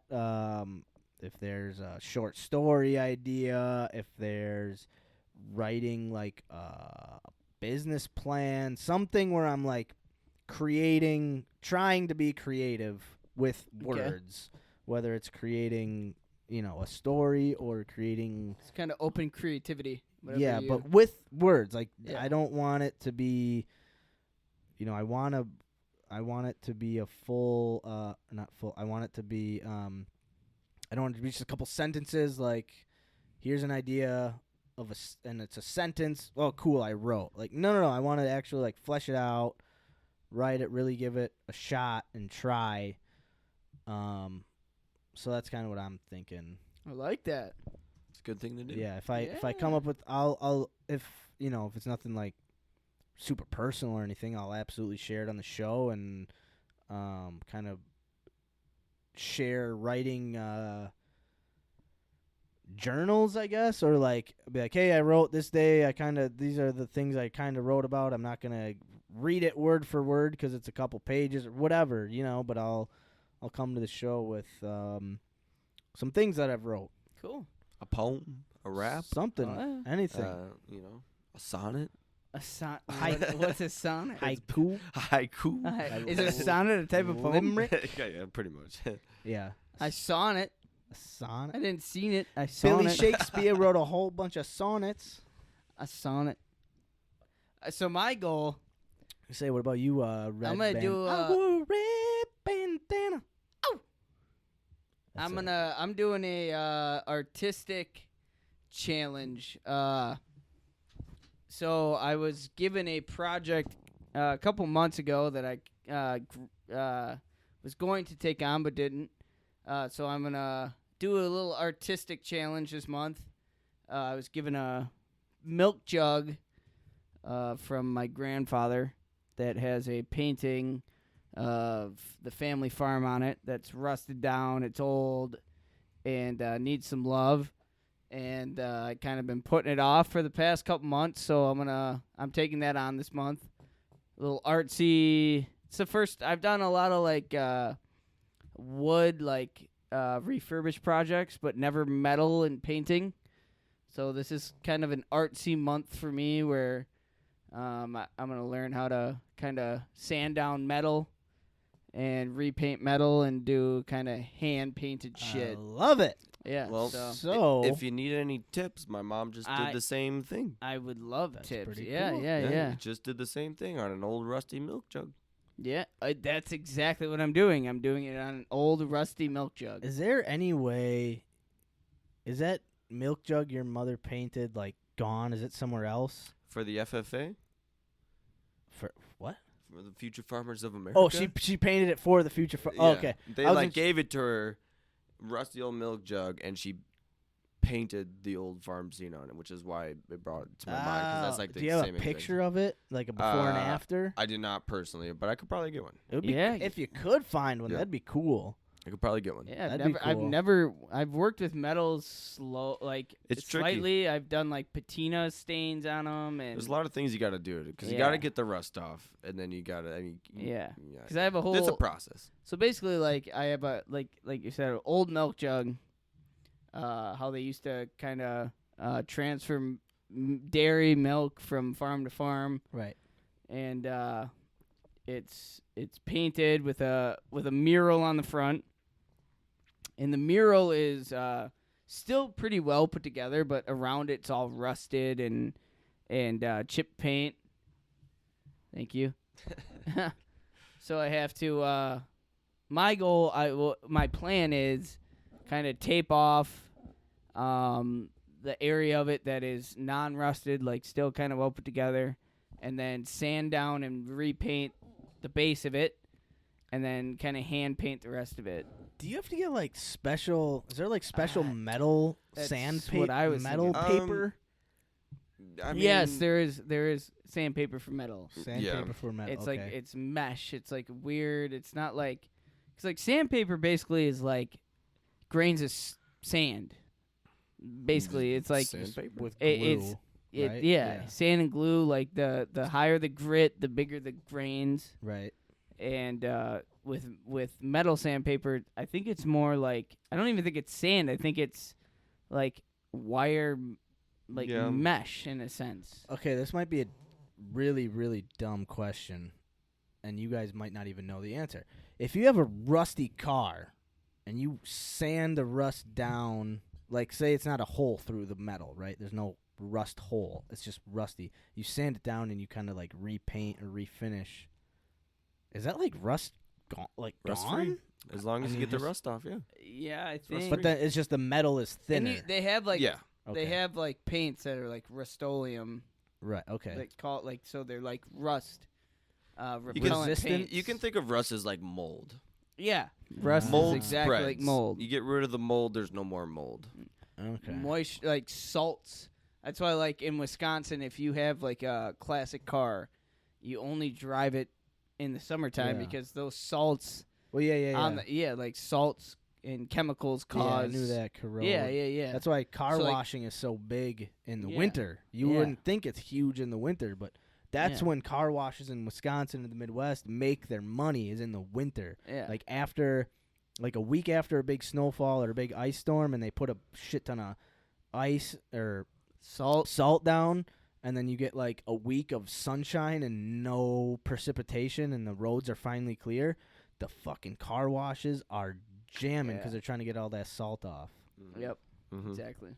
But okay, no, interesting, dude. Good I project. can't. Good So project. I think it'd be really cool if you took like, whenever you worked on it. Doesn't have to be weekly, but like, all right, this is my start, and you start it, and then that day you start it, and then that day this is how I finished. Then the next, whenever you work on it again, this is how I started it, and then that day this is how it's finished. Yeah. I think that'd be cool. Awesome. I think yeah. that'd be really cool. Mhm. It's a good way to follow like the progress. Same thing with Shamo. You start off like, give it like a, Ah. This is my starting. Two bush lights. Steve Gold. And then at the end of the week, you got like 2 steaks in your hand. Like, this is how I'm finishing. Ah! Yeah. That'd be cool. I'll get a little something going. And then you just start with like a Packer hat right down, and then Like you just have like a political. No, I start with a pencil in my hand, and then the pencil's just like in my mouth, like thinking, like. Yeah, exactly. It's all Perfect. chewed away. all chewed up. It's like just down to a little nub, and I just got like lead all over my face. Lead poisoning going Just on. a fucking bucket of coffee. Yeah, just fucking going. Hell yeah, dude! Hell All right, yeah. cool. I like Good this. challenges, I good like challenges. this. I like this. I do too. Cause we adapt or die, and we just this month is a little bit wonky for all of us. Well, Yeah. at least for me personally. Me too. Yeah, I got school starting. Yeah. it's a lot. So we kind of got to Oh, do our yeah. own thing, and I think maybe like, I don't know, maybe what do you think? Like every like Thursday, Friday, we send out a message, or whenever we want to send a group chat, like, hey, don't forget about your monthly challenge. Like, keep up people- with it. yeah. Like, keep us all accountable. Hold us all accountable. Be like, Shamo, did you get that fucking Planet Fitness membership yet? Getting Yeah. yoked. Yeah. Yep. It's like you Next sent- week, boys. Next week. Yeah, you kind of set me. You gave me a reminder like, hey, we're doing Oh yeah, the mental health journal, and then you're like, hey, we're doing knots too. I was like, ah. And I forgot all about the knots. Yeah, so, yeah. I don't know. I tied. No, a it's knot. good though. are you That's what talking we're about? here for. We got 3. Yeah. Keep each other posted. Yeah, and I think, I don't. Whenever I feel like when I sent I didn't specifically send you like a reminder, right? Like you were going to Idaho. and you did. I was like, hey, you're on Idaho, don't forget. But it like, I always feel weird telling someone to not forget something because I don't want them to be like, yeah, motherfucker, you don't have to remind me. Okay, I'm not yeah, a but fucking I hope child. we can all agree in this group Exactly. that reminders are a-okay. Yeah, oh, no, I yeah. agree. Because, I like, agree. I am a forgetful human. You told me the knot thing, and I was like, oh shit. Yeah. Yeah. So like, I don't give a like. I want to be reminded. All right, Yeah. all right. I don't mind. Yeah. And Cool. if I have to No, tell I you don't to either. inject your steroids, like, hey, don't forget. A month from now, I'm gonna be fucking jacked. Hey, so my voice is gonna be this low. I've always wondered. It's nice beer. I've always so like. This is way off the rails, but it has something to do with the gym. So I've always wondered if like polar bear milk is like a weird black market item because it's the most like nutrient protein dense milk in the animal kingdom. Really? Yeah, so I've always wondered if like zookeepers like Suck that shit out of the milk a tits. polar bear and then like yeah, and then like send it to like bodybuilders or some weird ass athletes or some crazy You shit. got that shit? Yeah, I got that shit. Yeah, I'll no. tell you what, guys. I'll look it up and I'll That's what I'm show you the saying. results. That's what I'm saying, man. Maybe like our next monthly challenge would be like get on the dark web. Everybody some pi- illegal shit. Everybody picks one drug. Everyone picks one illegal thing to get off the dark web, and if you can get it, you have to pass it to the person for them to try. Musical drugs. It's a white Santa for the dark web. Holy shit! I got unicorn cum. I got fucking polar bear milk. Oh shit. Yeah, I'm That'd down. be fun. That'd I'm be- putting that- dark web Oh. on our monthly Yeah, challenge. all right. That was accidental, but Ooh. hey, Hey, we're moving on. Unicorn cum. Moving Hey. on to what? Hey. Unicorn come. What? Unicorn. What? Unicorn cum. Yeah, so that's the monthly challenges. Carl's gonna do some milk jugging, which Seamus gonna hit Going the to weights. the Max is gym. gonna write some shit. Yep. Hey, how about we go on to that Carl versus addiction? Let's do that. Or you wanna do a little funny headline? No, let's go to the Yeah, Carl. let's go No, ahead. we don't. Nah, we don't got enough time for that What do you shit. mean, what- Nah, let's do Carl versus Who's holding the dictionary. time these days? Well, let's do Carl versus the dictionary first. That's more important. I like to see you struggle. Fuck you guys. That is more important. Ladies and gentlemen. Hey, it's so happy to be here. I don't know if I can spell. I don't know the words. It is. Boom. Boom. Ladies and gentlemen, this is Kärel versus Dictionary. Boom. Boom. Boom. I got my notepad, Boom. taking some notes. Boom. I want to become smarter, ladies and gentlemen, and I'm going to try and verse the dictionary. Kärel versus the dictionary. These words are really big for him. Bum, bum, bum, bum. Woohoo! It's me, Kärel. Versus the dictionary. Good to be here. Will he spell them right? I don't know. Probably not tonight. Oh, man. Okay, all right. I have got your word here. Yeah. Let me pull this up. So last week's word, we were in the D's. I was close, wasn't I? Kärel spelled dick, and he was like, I know what that is. It's in my mouth. Anyway, no, I'm just kidding. He spelled. Bad joke. Poor taste by me. Yeah, what an asshole I am. But anyway, last week Kärel spelled demagogue. Well, he tried to. Dumb word. He spelled it Is that it? Dogmogu. Huh? No, I don't know. I don't remember how you spelled it, but demagogue was the word last week, so we're on to the E's. Erection. Oh. So many jokes. But I will refrain. HARD. Erection. Where did I pull this word from? I don't like this Bob. word. I don't know where I got this word from. Gotta pick out a new word. Erection. Erection. Erection. Max is bald. Okay, I got it. That was good timing. Ooh, there's some good words in the E's. Ooh. Yeah, I bet. Ooh, these are good words. Ooh, okay, we're going to go with I this hate one. that I though. have two smart people next to me now. The pressure's on. Okay, this one, okay, I really think, Don't even hype me up. I really do think you can get this word. I don't like the hype. I hate the hype. Well, embrace the hype. Don't hate it. Embrace it. You got this, little guy. You got Okay. this. Thanks, Dad. Thanks, Pop. You got this, son. You got this, son. Okay. The word, Fuck. have confidence in yourself. Yep. I believe in you. I'm not trying to trick you. Okay? Confidence is key. I believe in you, and Shut up. I want you to be able to spell these words, okay? I'm I not do too. trying Every to trick day you. in my life. I'm on your side. Yeah. The word is ephemeral.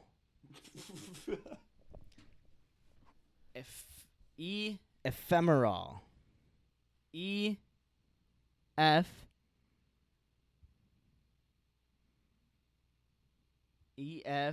Ephemeral. Is that right? EF? Ephemeral. Why, stop fucking. You know this word? So Fuck no. okay, all right. Remember when I said, okay, these are 100. These are difficult words. I'm not giving you easy. I want you to be able to figure out the hard words, right? This word is not super tricky. There's one part in it. EFIMERIAL. You overthought it, man. You overthought it, and it's okay. Okay, wait. Say it again. I don't care if I'm. All right. We'll try it one more time. We'll try it one more. Okay. Ephem. It's I think like EFEM. Mm-hmm. Ephemeral. EFEM.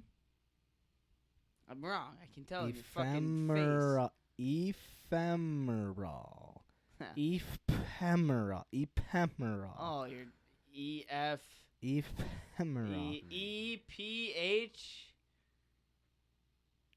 EMRALRAIL. Oh, dude, you Ephemeral.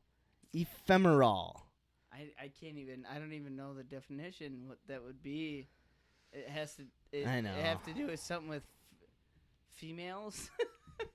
I'm gonna put it up on the board right here quick for you. Do you have any idea? No, I was on like the same. If you would have The not same said line that you PH, were. I would no idea. Yeah, I wasn't guessing the Ephemeral. PH. It sounds like a medicine.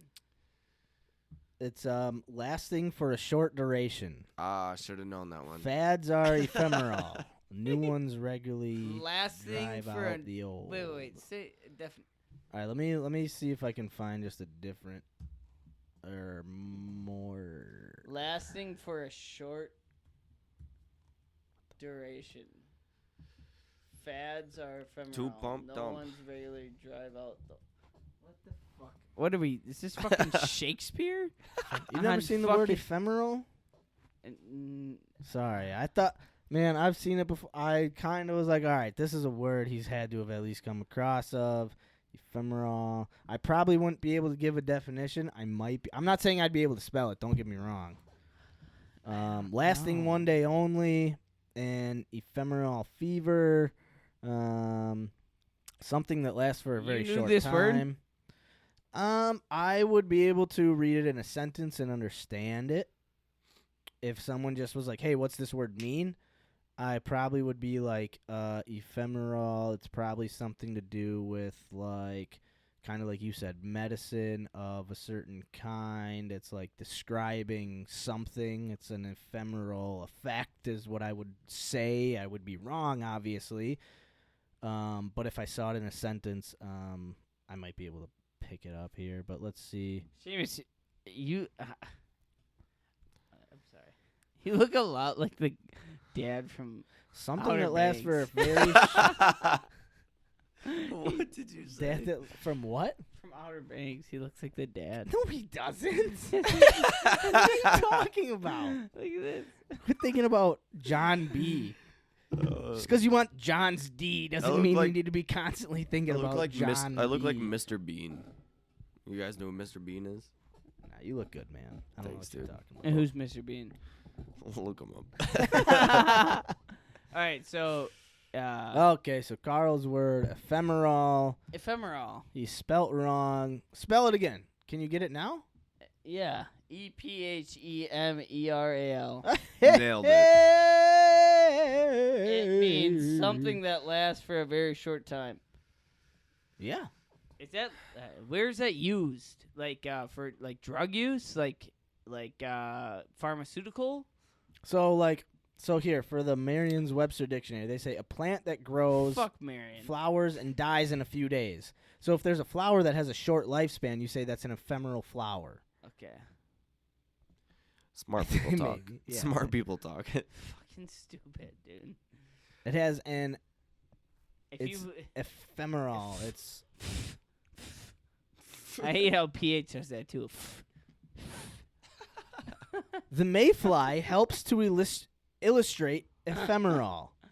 The mayfly Yeah, fuck the mayfly. typically hatches, matures, mates, and dies within the span the of a few mayfly? short hours. Yeah, makes sense. They're like little gnats. They're annoying. Yeah, it's an ephemeral Yeah, they're all insect. They're all You suck them up. Fucking mayflies. mayflies. Hey, so man, I thought you had it. I thought No, maybe It was you- close. It was close. What was that? What was like the easiest word? I remember I had a word that I should have known. All right, here. All right, I'll give you. That- Could you spell embezzlement? Okay. Do you know what We'll that? move You on. know what that word embezzlement yeah, is? yeah. Could you? Yeah. Okay, we're not doing double on the fucking. Well, I'm dot. just curious. You were like, "What's the easy word?" I'm trying to find the easy word in this. Is it embezzlement like stealing in this or like consuming in a sense, like stealing, kind of? Yeah. It is. Okay. I pretty much embezzled the Lord's crown, or Sure. whatever. Yeah. All right. Could you? We'll Would take you? it, we'll Would take you it. be able to spell it? I know. I fucking already did one. I wouldn't be able to, because here's why. It's got a double Z in it. That fucking would have fooled me. yeah, well, the EMBEZZ embezzlement. That's crazy. Double Z? Ooh. Man, why'd you have to double down? You said what's the easiest word? It's not the easiest word in the dictionary. Well, the. Erection. Hard. No, you're right. Oh, Thank you, man. Vince. Oh, man. Thank you. Hey, I'm out. trying, man. I was trying. Yeah, You I'm did out. good, though. Yeah. Kind of. Not really. I Killing mean, you it. tried. Carl, you did great. I support you. But hey, Biggest fan. you took on the dictionary. You keep taking it on, though. I'll give you credit. You know, a lot like how people said Giannis, you know, he's a horrible No. free throw shooter. He doesn't know what he's doing at the free throw line. But goddamn it, he doesn't care. He'll go, he'll Yeah. drive in the lane, he'll get fouled, and he'll go to that free. He'll shoot an air ball 3 times in a row. It doesn't matter to him. So you're like the same thing with the dictionary. You'll go to that dictionary. You'll say, give me a word, and you will fail miserably, but you'll come back at it the next week harder Champions, than ever. baby. I appreciate the level you put me at. Champions, I do. baby. I appreciate that. But let's dumb it down a little bit. That's not the people I'm reaching right now. The people who, NBA champions. we no. The build people, each other up to break each No, other hey, down. I'm with the people who. No, but what I'm saying- Junior, Hey, you know, no. But what I'm with the saying good is, folks no. back home. But what I'm saying is, you're not scared to take on the I ain't dictionary. embezzling no fucking pride for no motherfucker. All right? Hey, that's not too bad. Come on now. It's okay. That was a good one. Ah, You're all doing, right. You're doing So great. since we're on, we're laughing, we're feeling good, having a good time. Let me just really quick get into some of these funny news headlines, Oh yeah, I got a joke of the week too. and then we'll get into the joke of the week. Yeah, and, no, let's hear your we'll things. call her a show here, but We could talk. Maybe talk. Yeah, we could do that. Maybe talk a little pack. Maybe. oh yeah, we can. Yeah, we can do got. whatever. I don't care. Let's see. Where was the one I saw? Mac and cheese is the ice cream you never thought you'd need, and now it's hard to get. Hold the phone. There's mac and cheese ice cream, folks. Let me click on this article there is actually. I've heard of that. from NPR. These are all I've heard articles, of mac and cheese. headlines from NPR. I would try it. Mac and cheese. It's cheesy, it's creamy, it's warm and buttery. Oh, and one more thing. Now it's an ice cream flavor, and many people are asking why. See, like, Would you guys try mac and cheese ice cream? yeah. I feel like I don't have a choice. Like, I would. I'd try I it. would love, try. I it. love mac and cheese, I'd and try it. and like mac and cheese, everything. Ice cream, hesitant, but yes, I would try it for try sure. it. Right? You'd got it. You'd You have got to try. mac If it and is- cheese, mac and cheese If pizza, you don't mac and cheese, whatever. exclaim it as warm, Warm, buttery, yeah, creamy. I'd try it. I though. guess creamy, but like interesting. But What else you got? we'll give it a shot. Okay, so that was one. Apparently, it's pretty cheesy ice cream. Yeah. Oh, here we go. Since I fucking hate Minnesota, oversized goldfish are taking over one Minnesota lake, causing issues for local fish. Poor fish, but fuck that Minnesota lake. Why would you let your locals dump their goldfish into the lake? I had a goldfish one It's a time. bad job by What's Minnesota. a goldfish? Let me tell you about my It's goldfish. a carp. Goldfish grow up to just be carp. They grow pretty large. I had a goldfish one time, and I Huge. had a tank.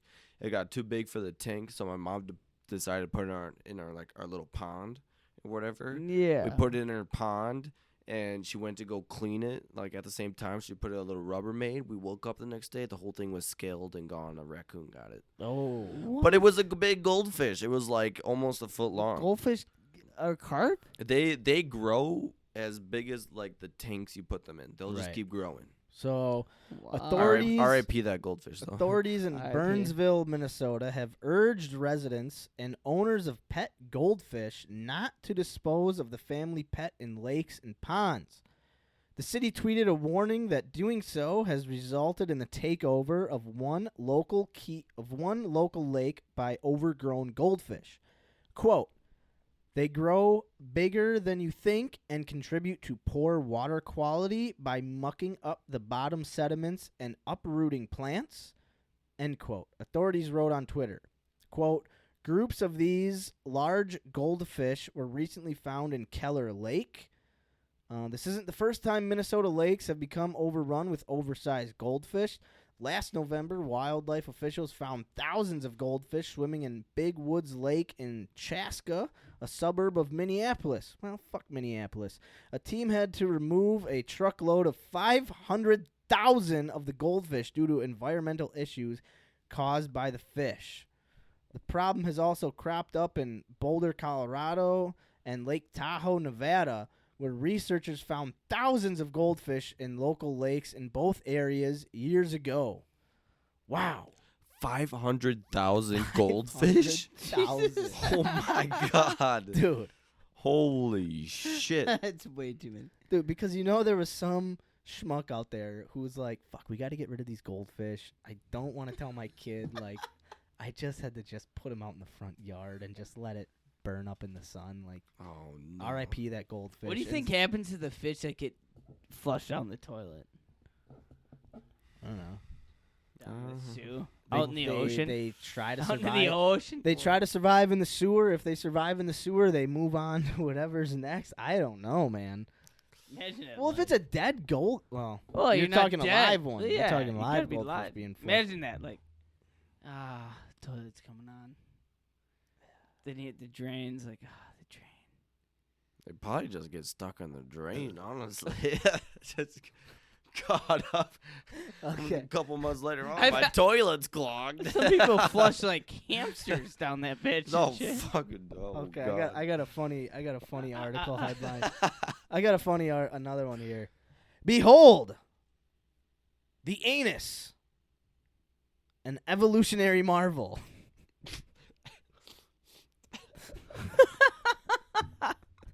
The anus is an evolutionary marvel. Marble? Marble. It's a marble. It turned into a marble. Marvel. Your anus. But how and when did this organ evolve into what it is today? Oh, wait, is this talking about the asshole? Sea cucumbers have one of the more interesting and multifunctional anuses in the Asshole. animal kingdom. The sea cucumber, who would have known? It has the most Is that the pickle? it has the most multifunctional anus in the animal kingdom. That thing can shit. Right? What else can it do? What else? What can it take? But how and when did this organ evolve into what it is today? Today on shortwave, Maddie tries to get to the bottom. Oh, this is like a. Okay, so this is Down on my anus. I thought I might actually get into the story, but it literally is just the headline of the story. Okay. So there's a news organization out there looking into the evolutionary marvel of the anus. That's great. Wow. Specifically the sea cucumber. Sea cucumber. Whoa! Let's get- Larger than a football field and growing. What? A sinkhole has swallowed one house and 2 dogs. Holy fuck. Where? Dude, a large sinkhole has been growing at a farm in Mexico since May. It's already swallowed a house What and the 2 fuck dogs. is a sinkhole? What? Where do you go? And dogs had to be rescued. Oh, the dogs had to be rescued. Holy fuck. Dude, I gotta like pull Did this they article save up. the dogs? I mean, you gotta see this so like sinkhole, man. so like the sinkhole, like, so imagine like, I mean, I'm not a scientist, but but Just imagine, Seamus. so like imagine like I'm you got the just top Seamus. surface, right, but underneath like there's like kind of like a cavity, and I would imagine some kind of like water, something underneath it that makes it like kind of like erode at the earth, and eventually it just like caves in, and it just kind of sinks, and you know. And it's a this hole. Was a good And one, it's a too. hole. I Like gotta the read this earth one. underneath it just kind of like Right collapses here, look at this. between the water and everything. Look Yeah, at this. Look The at this. fuck? yeah. Look at that. Look at that giant ass house right there, dude. That's a big ass Oh yeah. fucking farmhouse. Oh yeah. Holy that house is going under, man. That house is gonna She get knows. taken That's down. like, what do you, is that like the, you know, when they talk about the, parts of the Earth's core, The platonic. the platonic plates, when they're tectonic. tectonic plates. I think they're just Yeah, I think it's just like years and years. Nice job. Years and years of like erosion and like obviously Right. there's some kind of like natural spring underneath like the earth and like the surface that like slowly eats away and eventually it just like collapses and then you're left with this pool and it just kind of sinks in and kind of eats away at itself. I thought you were coming up with napkins. Nah, I'm not trying to help you, man. Do you want the towel? Yeah. I completely forgot you spilt that already. Oh man, yeah. So we got tectonic plates. We got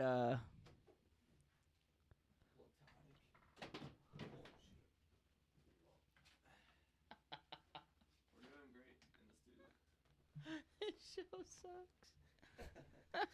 Hey, it shows something. God, what a crazy. Okay, there's another wild article in here. These in the corner. Look at this one. Mysterious ice worm. Oh, Fucking what? Is it frozen from like a billion Dude, years ago? So, on the mountaintop glaciers of the Pacific Northwest lives a mysterious and often overlooked creature. They're small, thread-like worms that wiggle through snow and ice. That's right, ice worms. NPR Science correspondent Nell Greenfield Boyce talks hell of a to... last name. That's a great name, Greenfield Boyce. Hey, my name's Greenfield Hey. Boyce. GFB.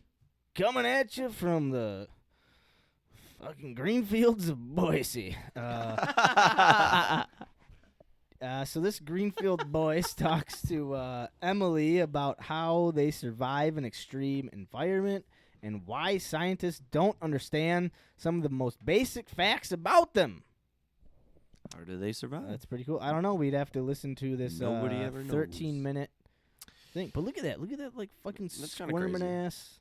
Very rarely can something survive in that cold. That's what I'm saying. I didn't even know that was a thing.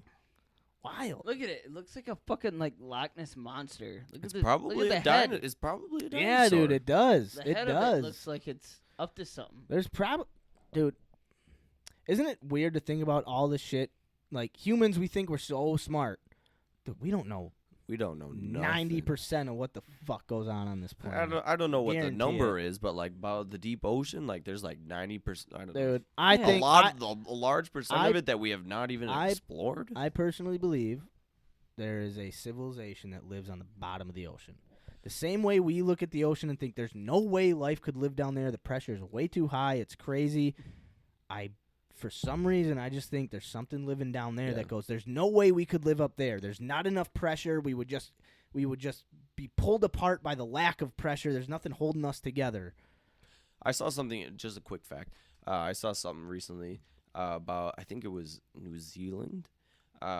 They just discovered that there was like a large continent that's underwater now, and now New Zealand is just like a small part that's like above land, but like underneath it, like below the ocean, not like super far, but it's like a bigger land mass, and it's just underwater. And there was like underwater, like there's like civilizations underwater. Not that they're like still there, but Yeah. it was much But bigger. beings. Obviously, like you know, Beings, but right? maybe it's Atlantis. Who knows? I mean, they say. I mean, like we know more about like our atmosphere, the Earth, or like space than we know about The oceans. the oceans. Absolutely. Yep. You ever think It's about? weird. You ever see those like movies or like documentaries about like just underwater life and just that Mhm. silence, just that? Imagine living underneath the water, underneath that. Telling you, and- man. That's what I'm saying. There's like Something down there. I don't know if it's 90%. There's gotta be a but lot down the there. percentages up there of like the deep, like the ocean that we have not even like touched. It's There could be anything down there. yeah. There's probably some Mermaids. fucking there's probably some fucking human down there. Just There li- could be something. You never know. You never know. I think Willie Nelson's gonna die and end up in space, in sea space. Good for him. Yeah. Good for him. He deserves to live Whiskey forever. River, take my mind. A small Florida town accidentally sold its water tower for $55,000. Florida's a mess. Ooh. Florida's a mess. Fucking Bricksville. The U.S. military is stumped by a stolen box of armor-piercing grenades. That sounds safe. We're doing great. Blow it up, boys. A lobster diver in Cape Cod says a humpback whale scooped him up and spat him out. Moby Dick? That's an interesting one. I remember. Yep, we made up vegetables. Well, broccoli, technically, the history of broccoli is like a miniature tree. Yeah, lay it on me. Let's hear it. No, I mean, that's pretty much it. It's basically That's how you know? no, That's how you know? like broccoli is like basically like a manufactured like It's like miniature one of the tree maples. that Oh, we yeah. can eat. Broccoli Yeah. is like It's not like a Yeah. natural thing, No, right? yeah. Okay. Broccoli's not. It's like a man-made swamp. It's like a Get out of my swamps. I love Swamp. broccoli. I love broccoli. Like this is a man-made maple. Yeah, pretty much. It's like it's like a But it tastes man-made great. vegetable. I don't mind. All right, let me just. So, I thought they would actually like have the articles, but it's just little 12-minute listens. But okay, so here's a little blurb. After hearing a vicious rumor on the internet that vegetables aren't real, this writer Maddie goes looking for answers. Turns out vegetables are a mere culinary construct. Still healthful and delicious, but a kind of mythic category of food. With the help of Harvard botanist Molly Edwards, the writer and Emily, a different writer, break down the favorite fruits from broccoli to zucchini. Okay, so zucchini. Zucchine is not Zucchine. that zucchine is not a real vegetable either, apparently. I love zucchini. They taste great. Yeah, it Man-made or not, they taste great. Isn't like corn man-made or something? Like it's I can't Right. speak on it. So I how don't is know. something man-made? Genetics? Like Messing just with the in a fucking genetic modification. yeah, just GMO? fucking with cross-pollinating different plants to create Mm-hmm. different shit. yeah. So like plants that normally wouldn't be cross-pollinated naturally in nature, we do it in a greenhouse. Yeah. And we go, oh shit, look what we just made. We take the seeds from what we made, and then you gotta fuck. It's like breeding dogs, It's not but breeding that vegetables. easy, you know. It's not. That's I would think Yeah. a super generic way of Yeah. thinking about it, But it explains it a little bit. Yeah. but it's basically just us fucking with shit until we get something that Mm-hmm. we can work with. Probably about everything we do. Yeah. Basically. But yeah. that's kind of the It's like scientists creating their own meat in the labs. You ever hear about that? yeah. Yeah. It's like the same thing, but with like vegetables, pretty much. Would you guys eat lab grown meat? We have. I'm sure we have. No, okay. But Eh, like if like you go to a restaurant and they're like, we have a steak, it's the best steak you can get on the market, $120. I would probably. We also have a steak. It looks, feels, tastes identical to our $120 steak, but we made it in our lab here in our kitchen. $30. I think I would trust it more than those like. Did you get a vaccine? You get a Take a vaccine? I don't know. I think I would trust it more than like the like super farms. I don't know. I can't think of the word, but like the super yeah, farms, like yeah. The where they have like 100,000 cows. in yeah. the I same- think I would probably trust it Yeah. more than those because those guys are just feeding them whatever mean, to boot. Like you know, At the end of the day, you eat McDonald's, you eat any fast food place you eat. I had Popeyes That's today. scientific. That's Yeah. not farm-fed No. animals. That's scientifically Right. fucking Feeding them shifted whatever to shit. get the most out of them. Yeah, and I mean that's what we've been eating. I mean, I think unless you actually know who's raising, or unless you raise the animals that you eat, like a lot of the Yeah. shit is scientifically improved. Like, I mean, we get oranges that are the size of volleyballs, or fucking steaks that are just insanely I mean, chicken think about breast, like the the chicken. size of- Think about yeah. like the chicken wings these sometimes. yeah, Like the giant I mean- chicken wings. Like that's not normal No, I mean none of this shit for we like a eat. normal chicken, like how a chicken should be. And, But like, I mean, at the end of, and to me, honestly, like, if somebody told me, like, hey, just so you know, like knowing what I know now, what I've already eaten, and somebody told me, like, hey, you can have this naturally grown meat for $120, but you can have the same thing for $60, I'd probably be like, I really don't give a fuck, to be honest. Like, Yeah. to be honest, I really don't, because what the fuck's gonna kill me? Like, nothing's gonna kill me. How the fuck? How do we know I'm what's gonna invincible. Yeah. So dude, I like, mean, I could try how to. do we know? I could try to just quick Google this and try to figure it out. I probably wouldn't be able to quick. But how do they lab grow meat? Is it like 3D printing, just with like proteins and? It's gotta be fucking like How do you- Adam. how do you lab- like, what do they call I it? Like, don't know. what builds? Should I Google it quick? Yeah, what builds? It's like the same thing. I feel like it's kind of the same thing along with like. I don't know. What's a mutating? I don't know. Because how you like duplicate like cloning something. But how do they clone something? Taking the. I don't. They I'm they not that basically smart. I'm 3D not that print- smart. building Have the you ever seen- fucking DNA of something? Yes, That's what I mean. Exactly. But have you ever seen Westworld? Dude, the Yeah. first season of Westworld is like one of my favorite shows of all time. And they show like there's this like super intricate 3D printing device making like tissue and ligaments and muscle and skin, and it's like, why the fuck couldn't they figure out how to do that right now? Yeah. Is that what it is? I mean, Sort of. there's think- probably I think things it's that they on- have figured out in this world that we do not have any idea about. Oh yeah. Well, yeah. Oh yeah. But and that's the crazy. Like, There- look there are at things in people this- like but- Magic Johnson, who's been living with AIDS for years, and you look like a guy who, like Freddie Mercury, who died from AIDS in 2 years. You know what I mean? Like, Yeah. that is. there's people who have lived with cancer and Well, when did Freddie Mercury die though? in the 80s. But when did Magic Johnson get diagnosed? That's what I was gonna say. When did? It's a good question.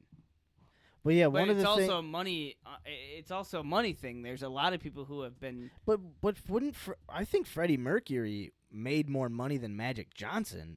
I don't know. I Freddie don't know. Mercury was a multi. But it's like it's the being able to be. Oh, he died in '91. Holy shit! I mean, like the guy who I'm named after, my middle name. That guy he died of AIDS, but he was too young to. He was But not he had- so rich he enough had- to be. He didn't have access to, and that's all honesty. Like my middle name, I'm born after a man who died of AIDS who had no. I know, but Freddie Mercury and Magic Johnson would have had the exact same health care. They would have had the exact same resources because they're both So at wait, some wait, point- no. Like, so when did Freddie Mercury die? He died in '91, but he died of And that's caused from AIDS. pneumonia as a complication of AIDS. Mhm. Bronchopneumonia as a so maybe that complication is different than what Magic John. I don't know. Maybe he just Yeah. never. I Maybe, mean, AIDS pretty much just like wipes out AIDS- your immune AIDS system. so, kills your immune. no, Yeah, I know, exactly. I know, but maybe Magic Johnson never got bronchopneumonia. Is what I'm saying. I mean, I think it's pretty inevitable. No, you can. They can. inevitable. You can. So we think. I mean, I He- don't. Apparently, he doesn't have it anymore. I don't well, know. he's on medication. No, he has it, but Does yeah, he? yeah. I think once you have AIDS, you have AIDS for the rest of your Well, life. yeah, it's like but herpes or there's anything. Been, but there's been huge that's for life. advances in. But they AIDS grew up in the medication. same time frame. I know, but what I'm saying is but the argument of like resources and who had. Can you look up what like? But Freddie Mercury would have. He was a They were like one of the biggest bands of all time. Like he would have had the access to the best He healthcare. also could have caught it very late. Where like maybe he couldn't. Maybe Magic Johnson caught it right on time. Where like No, I yeah. know, but we were just saying how like because you brought up, you were like, well, look at how Freddie Mercury and Magic Johnson, one is still living and the other one died of AIDS, and we were saying how like it's weird how there's these like He could have been accessible to other things that maybe were outside of what. no, I mean, what? I know, no. I guess what I'm saying is we're missing the point on what we were originally talking about in terms of like human mystery versus like biological mysteries or natural mysteries is what we were talking Okay, about. look up. But anyway, yeah. we're gonna pause that past one and we're gonna see what the fuck is going on with Magic Johnson right now. yeah, please. Okay. 'Cause that motherfucker's been how is Magic Johnson living with survived AIDS 20 since the years 80s? with HIV? Okay, here we go. he's been living with it since the 80s.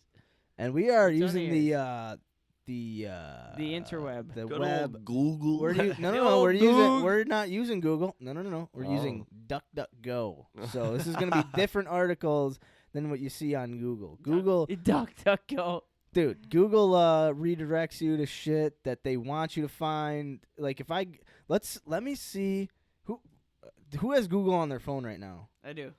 Google, go to your Google Chrome. Okay.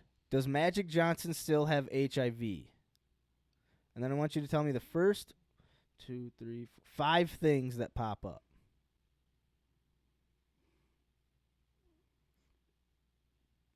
All right. First thing, Johnson retired abruptly in 1991 after announcing that he had contracted HIV, but returned to play in 1992 at the All-Star game, winning the All-Star MVP. Compare it to this screen right here. Just flip your chair around. Compare it to this. I'm just curious. This is I'm personally strictly curious on what. So like, do you see any of these articles up on Google? How Magic Johnson has survived nearly 30 years with HIV thanks to a once experimental drug cocktail. Magic Johnson Are you looking on Google right now? Yeah, I'm on Google. Magic Johnson is considered one of the great. All right. No, just go to the Google. No, I'm there. No. This is wait, what? Just go to Yeah, just that's what Google. I did. That's what I did. I know, no. Are these the same articles or not? I just want to see what articles pop up All right, for you, because I am just strictly curious. So I'm using DuckDuckGo. You're using Google. Do any? So there's Sportscasting, USA Today, The Guardian, They're not the same. LiveScience.com. So No, LiveScience.com. So how far down was LiveScience.com? 3 down. All right, so that's the first for me. Magic Johnson has been living with I have HIV for more than 20 years. Right, Yeah. dude, that's crazy. I was just curious. That I wasn't trying to prove anything. No, was just I don't curious. think. I think it's the medical help that you can afford. I think or Yeah. the. I So- don't even know what the fuck we're talking. Yeah, no, I was talking about the Google versus DuckDuckGo. Dr. Goose. You are the goose. Get the fuck out of here! God damn it! God damn it! All right, you guys continue. I'm gonna pee. How- Magic Johnson has AIDS. Yeah, I think he does still have AIDS. Yeah, he does. He still has AIDS. Oh my God. Yeah. Yeah. Okay. And so Freddie how- Mercury died of AIDS. He still has AIDS. too. complications from bronchopneumonia Pneumonia. from So complications. if you have of AIDS, you HIV. have AIDS. Yeah. Okay. Still. Let's Yes. see. Yes. So you still have So AIDS. wait. So okay, he came. Magic Johnson came out and Of said AIDS? he had AIDS Oh. in 1991. Freddie Mercury died in 1991. So All right, look up on that. I just did. We're killing the game right now. So yeah. Okay. So the whole past. Dude, I don't even know how we got on this tangent. It was something that had to do with. Google DuckDuckGo. Anyways, No, it had Magic something to Johnson. do with how like it was human Oh shit! How do we? human mysteries versus like natural mysteries. And Carl was like, how has Magic Johnson survived with HIV but Freddie Mercury died of HIV? Yep. Like, he was like, what's that mystery? So we tried to, I was like, wait, hold on a minute. When the fuck? And so, personally, I feel like we solved it because Freddie Mercury died in 1991. Magic Johnson discovered he had HIV in 1991. So, like, Mr. Mercury could have been, like, super far gone, Yeah. and there wasn't the science yet. And he was like, they were like, dude, we're so close. Hold out just a little bit longer, but he couldn't. Yeah. And then, Or it was already too far gone. Like Exactly. Like you said before, yeah. but no, so yeah, I think, and then, dude, it was so funny. He just couldn't. Was I not making sense? No, okay. you're everybody's doing great right now. That was so fun. I was like, dude, go to Google. He's like, I'm on Google. I'm like, dude, I see you on scrolling through an article. You're not on Google. You're just scrolling through an article. Yeah. Dude, that was so funny. Oh was my good god. stuff. Holy shit. Okay, so yeah. So I don't know. We were talking about like the oceans and like there's like mysteries that Mystery we... meat and Mystery meat. Mystery Thank meat. you. Yes. Yes. The lab- lab created meat. Yes. And Lab grown meat versus genetically modified things, meat. yes. Oh my god. yeah. I would have forgotten that Yep. so fast. Shit. Next You the thing you man. know, we're talking about AIDS. And Dude, how the fuck did we go from? Well, honestly, I won't say it, but you know, yeah. I mean, the joke's there. Yeah. But anyway, fucking, yeah. Magic Johnson still has AIDS. We were Freddie looking at Mercury funny art. unfortunately No. passed away. All right. We're gonna be done with all that Yep, we're sad moving on. talk. We're moving on. God, that was so funny. That was Holy really funny. shit. AIDS? That. AIDS. And dude, do you remember how we discovered this? Do you remember how we got there? Like what No, the I have conversation? no The idea. lab grown meat, Oh, Jesus Christ. right? And then we can just leave the joke with the link. Yeah. Anyway, so let's keep moving on to these funny articles. All right. Magic Johnson has AIDS How'd you get there? because of the meats. Let's see. A teen shoves a bear to save her. Oh, we all know about that. Classic. Police say a cicada is responsible for a car crash in Ohio. Well, that doesn't surprise me, honestly. Cicadas are deadly. Dude, those things are loud as fuck. If you get one in your car and all of a Hate sudden cicadas. it goes off and you didn't know there was a cicada in your car, I'd crash into a pole too. Yeah, I Right? almost crashed into a pole right now. I have no idea what they A plane like. carrying... I think you're that's really it. close. Yeah, that's it. Welcome to Froggy Land, the Croatian taxidermy museum that may soon come to the U.S. Are those frogs sittings in Please, desks? no. Yeah. Dude, if you guys go to Skinny Buddha Tattoo, in their waiting room, they have a taxidermy book that is like of just fucked up taxidermies, and it's the trippiest book. Oh, I've been there. I have not read that. Dude, there is literally a book dedicated. Read that. What did he say? I've never read that. I didn't read. Never read that. I see, like, I just, like, keep rolling. I don't even notice no more. All right, Nah, I let's don't- see these frogs. Dude, This guy look has at like a all whole these- circus. This is creepy as fuck. Dude, this is what he puts out in public. I can only imagine what's in his basement. Oh my god, Fucking people and shit. might down not be there. frogs. Yeah. And people, like, pay to see this shit. Oh All yeah. right. Split, Croatia. There's a lot of hype surrounding Froggy Land. Oh my god. It's just a fucking house full of dead frogs this guy taxidermied. Doing tricks and shit. And, like, put into, like, Ah. scenes. Like, there's just... How does somebody get into this kind dead of hobby? Because he's good at it. I guarantee he has a, Stuffing I mean, he is frogs? good at it. Dude, Dude, he is. Look at these frogs, man. They don't Yeah. look. They look fucking like they weren't even touched by human hand. Yeah. It's a little disturbing to think fucked about. up. That's what I'm saying. I guarantee, as a kid, he just discovered like I'm good at fucking with You frogs. probably start And killing frogs. He's just been mastering this craft since he was like 5. 8 years old. Doesn't matter what you're good at as long as you're the best. Dude, exactly. He found a niche, and he's like, He can't change the past. he's good with frog. I like frogs. I like killing them more. He can't manage Control what you can, manage what you cannot. I got a bunch of dead frogs. I can manage these fuckers. Good for this guy. Well, Yeah, man. that's what it's all about, folks.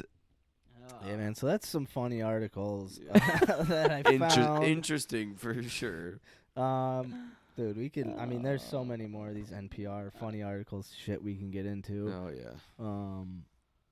But you know, we gotta wrap this shit up, boys. We gotta wrap it. I could do this all night. Trust me, I would much rather. All right, what are we wrapping up with? Well, you got your joke of the week, so we're on to the funnies. All right. Oh, that's fine. Or I could. No, yeah. you- What do you No, got? you. What do you think? No, I don't want to say. No, you go. No, I want to know what you're thinking. Nope. All Nope. Right. All right. After I'm done. Nope. All right. Perfect. So Max got something after I'm done. I'm gonna give you guys the joke of the week. Since I was in Idaho, I thought it was only right to give you guys something about taters. You like the Potato wedges. Max likes the. Tater chip. I love potato salad. So, what do you call a fried potato in your pants, huh, boys? A dictator. No.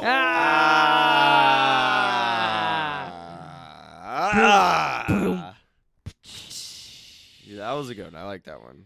That was good. That is. Oh, wait. That was a good one to send it back to the old Idaho. Oh, you're not plugged in there, guy.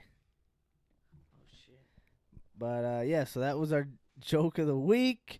We didn't want. Did we want to get into Packer talk at all? We want to do any Packer talk to end the show Wait, quick? What do you call the fried potato in your pants, huh? A dictator.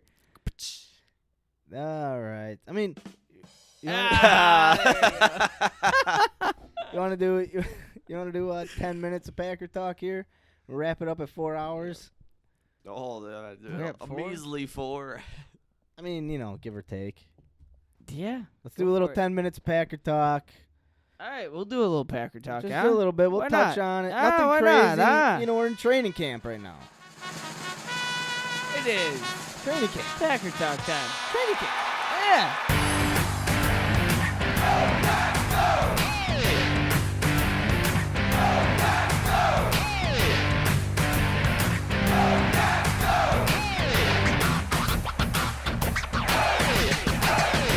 Yeah. Dude, man. I love hearing that. Dude, we got good Packer talk going on, man. We got some good news in the old Yeah, tundra. dude, I think so, man. I don't know. I'm curious to see what happens. The only thing about this season is that it literally is like Super Bowl. Or if we don't win the Super Bowl this year, what like Who else is on free agency? We got. I mean, Rodgers. He his contract went into 2022. yeah, but it's Voided. It's voided, and he has like there's something about Like he gets the option of picking the team he wants to get traded to, something like which, that. like at the end of the day, kind of I feel like it's one of those exiles the point, or like getting anything. But from here's it. the other thing, like, but they also don't.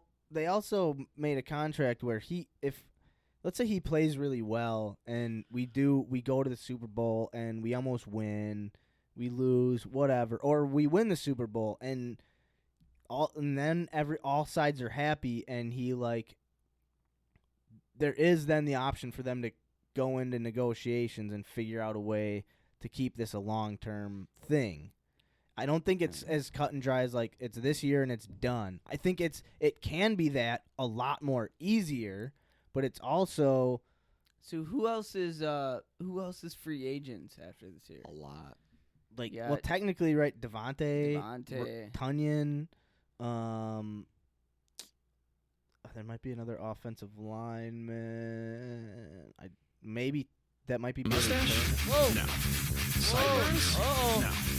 Goatee? Maybe. Beard. Beard! Yeah, there we go. Thank you. Jesus Christ.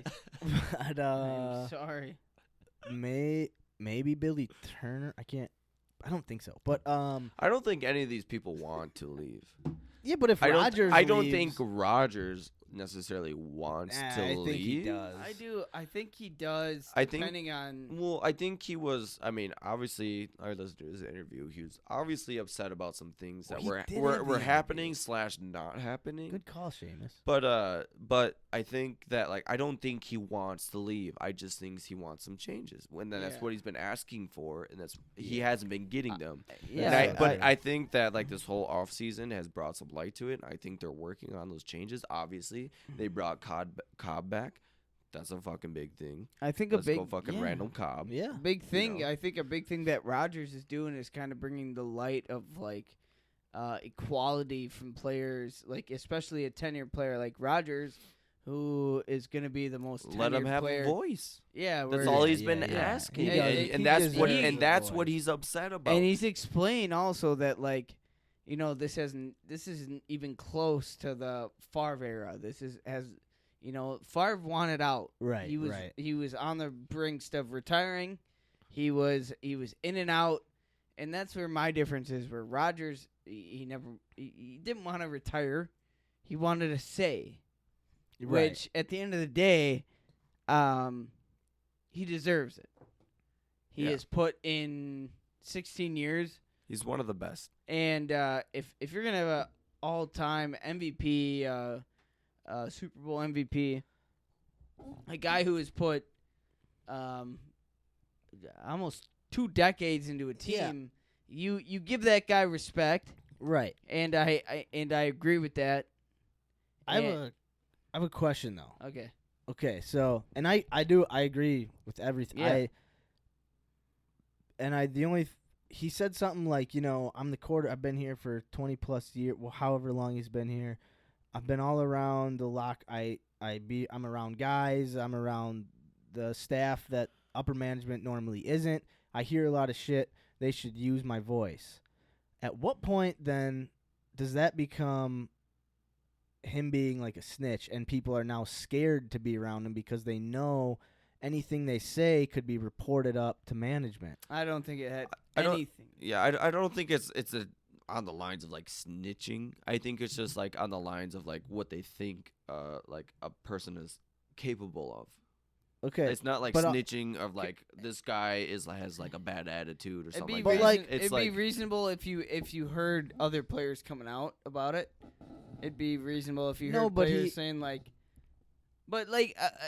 why? So, Have you okay, thought about that in the thi- same way as Brady and Peyton, where they're no, but they never came out and said it. Is the thing? So what I'm saying, exactly because they didn't have to. but that's the whole thing. Until Now that it's said, of course they didn't have to say it because players weren't thinking about it. They were like, "Oh, this is just our quarterback." But I mean, we don't. It could. But- It might not be true. But it might not be true. But it could. But little did they know. Let's say Brady's just sitting in the locker room at his locker and hears a conversation that he thinks is very negative towards winning, right? Because that's all. It's not personal. It's literally these guys are like, man, fuck, I don't want to practice. This is I'm not trying to get. I am what I am. These guys need to just respect me. But what I don't know what it could be. Anything that's just negative towards winning and growth and advancement. And Brady goes, oh, okay. And he's in a meeting with Belichick and he said, yeah, I heard this. And then, maybe the dude just isn't playing that well and he gets cut. And it looks completely normal on the surface. Nothing has to be said. Brady doesn't have to come out and say to the media, yeah, I told Belichick about this guy because me and him have this communication where I'll come to him about personnel. But now that it's out in the public that Rodgers may have a say in personnel and he's just sitting at his locker, he's doing it. He's not really worrying about it. He's just doing his own thing.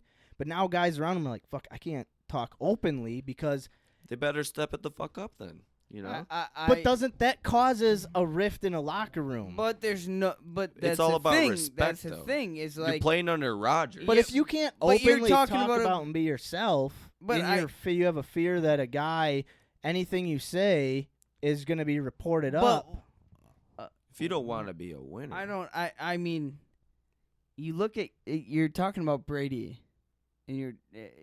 I'm not. Well, All I'm saying is that it's in the air. Everyone knows it and is thinking about it. I'm not saying that a guy who talks the way he talks and is negative and goes out and plays negatively shouldn't be cut by whatever, but it's in the air now. Everyone in the locker room knows anything they say may go to a meeting between Rodgers and upper management because he wants that communication. He's come out and said, I want that communication. But you see the respect. You see how, players in this day of age can be vocal. And in Rodgers' sense, is Rodgers has said he's been very clear. And this is the only I've always respected the fact of, management is management. So wait, is it not in the air then? That's what the whole thing I was No, saying I don't is think that it is. I really don't think it is because as a respective of player to player, like no one's ever came out and said anything negative about Rodgers except for guys like Greg Jennings. Except for guys who have been but you have guys like Randall Cobb begging to come back to the Packers. You have guys like I know, but now I'm saying that it's out there though that Rodgers could say at any point, I want this guy gone. Then he should be able to because Peyton Manning. He wasn't the GM of the Colts. No, he was not. But when he went to the Broncos, he could sub in any player he wanted. That subbing in and out and cutting players are different. Has Rodgers ever had a say? Has Rodgers ever even had the strength of even being able to sub into a player? I'm not saying what I'm he saying shouldn't. is Rodgers is, I think, respected at the fact where I don't think any players ever came out and said. I think any player who's played with him has said that they want to play with him. That's not at all what I'm saying. Okay, what are you saying? Explain what you're saying. I just said that it's now in the locker. It's everyone knows that anything that is said around Rodgers is going to be reported or can be reported up. How has that ever been different from the past 4 or 5 years that he's been here? Because it's never been explicitly set out in the open. So, okay, I just laid it out. Brady's at his locker room. He's at his locker. Guys are just talking around him. He hears some shit. He does his normal everyday meetings with whatever coaches, and he's just like, yeah, they said some shit, and I think you gotta watch this. That's not cool. Blah blah blah, and. It doesn't have to be spoken aloud. It doesn't have to be said that Brady went to upper management and he thinks that. It's just like the upper management and Brady have a trust, which the Packers never had with the upper management and Rodgers, right? Yeah. So what I'm saying is now that Rodgers has vocalized this distrust, but he wants trust. He wants that unspoken agreement that really should have been there. It should have been there the whole time. It should have. There shouldn't have been a disconnect. But since there was, and now he's trying to get it, everyone knows now that these high-profile quarterbacks do get this type of interaction, and they should. They should. I'm not saying they shouldn't, but now it's vocalized, and now every single player knows, oh, shit, I can't even slip up.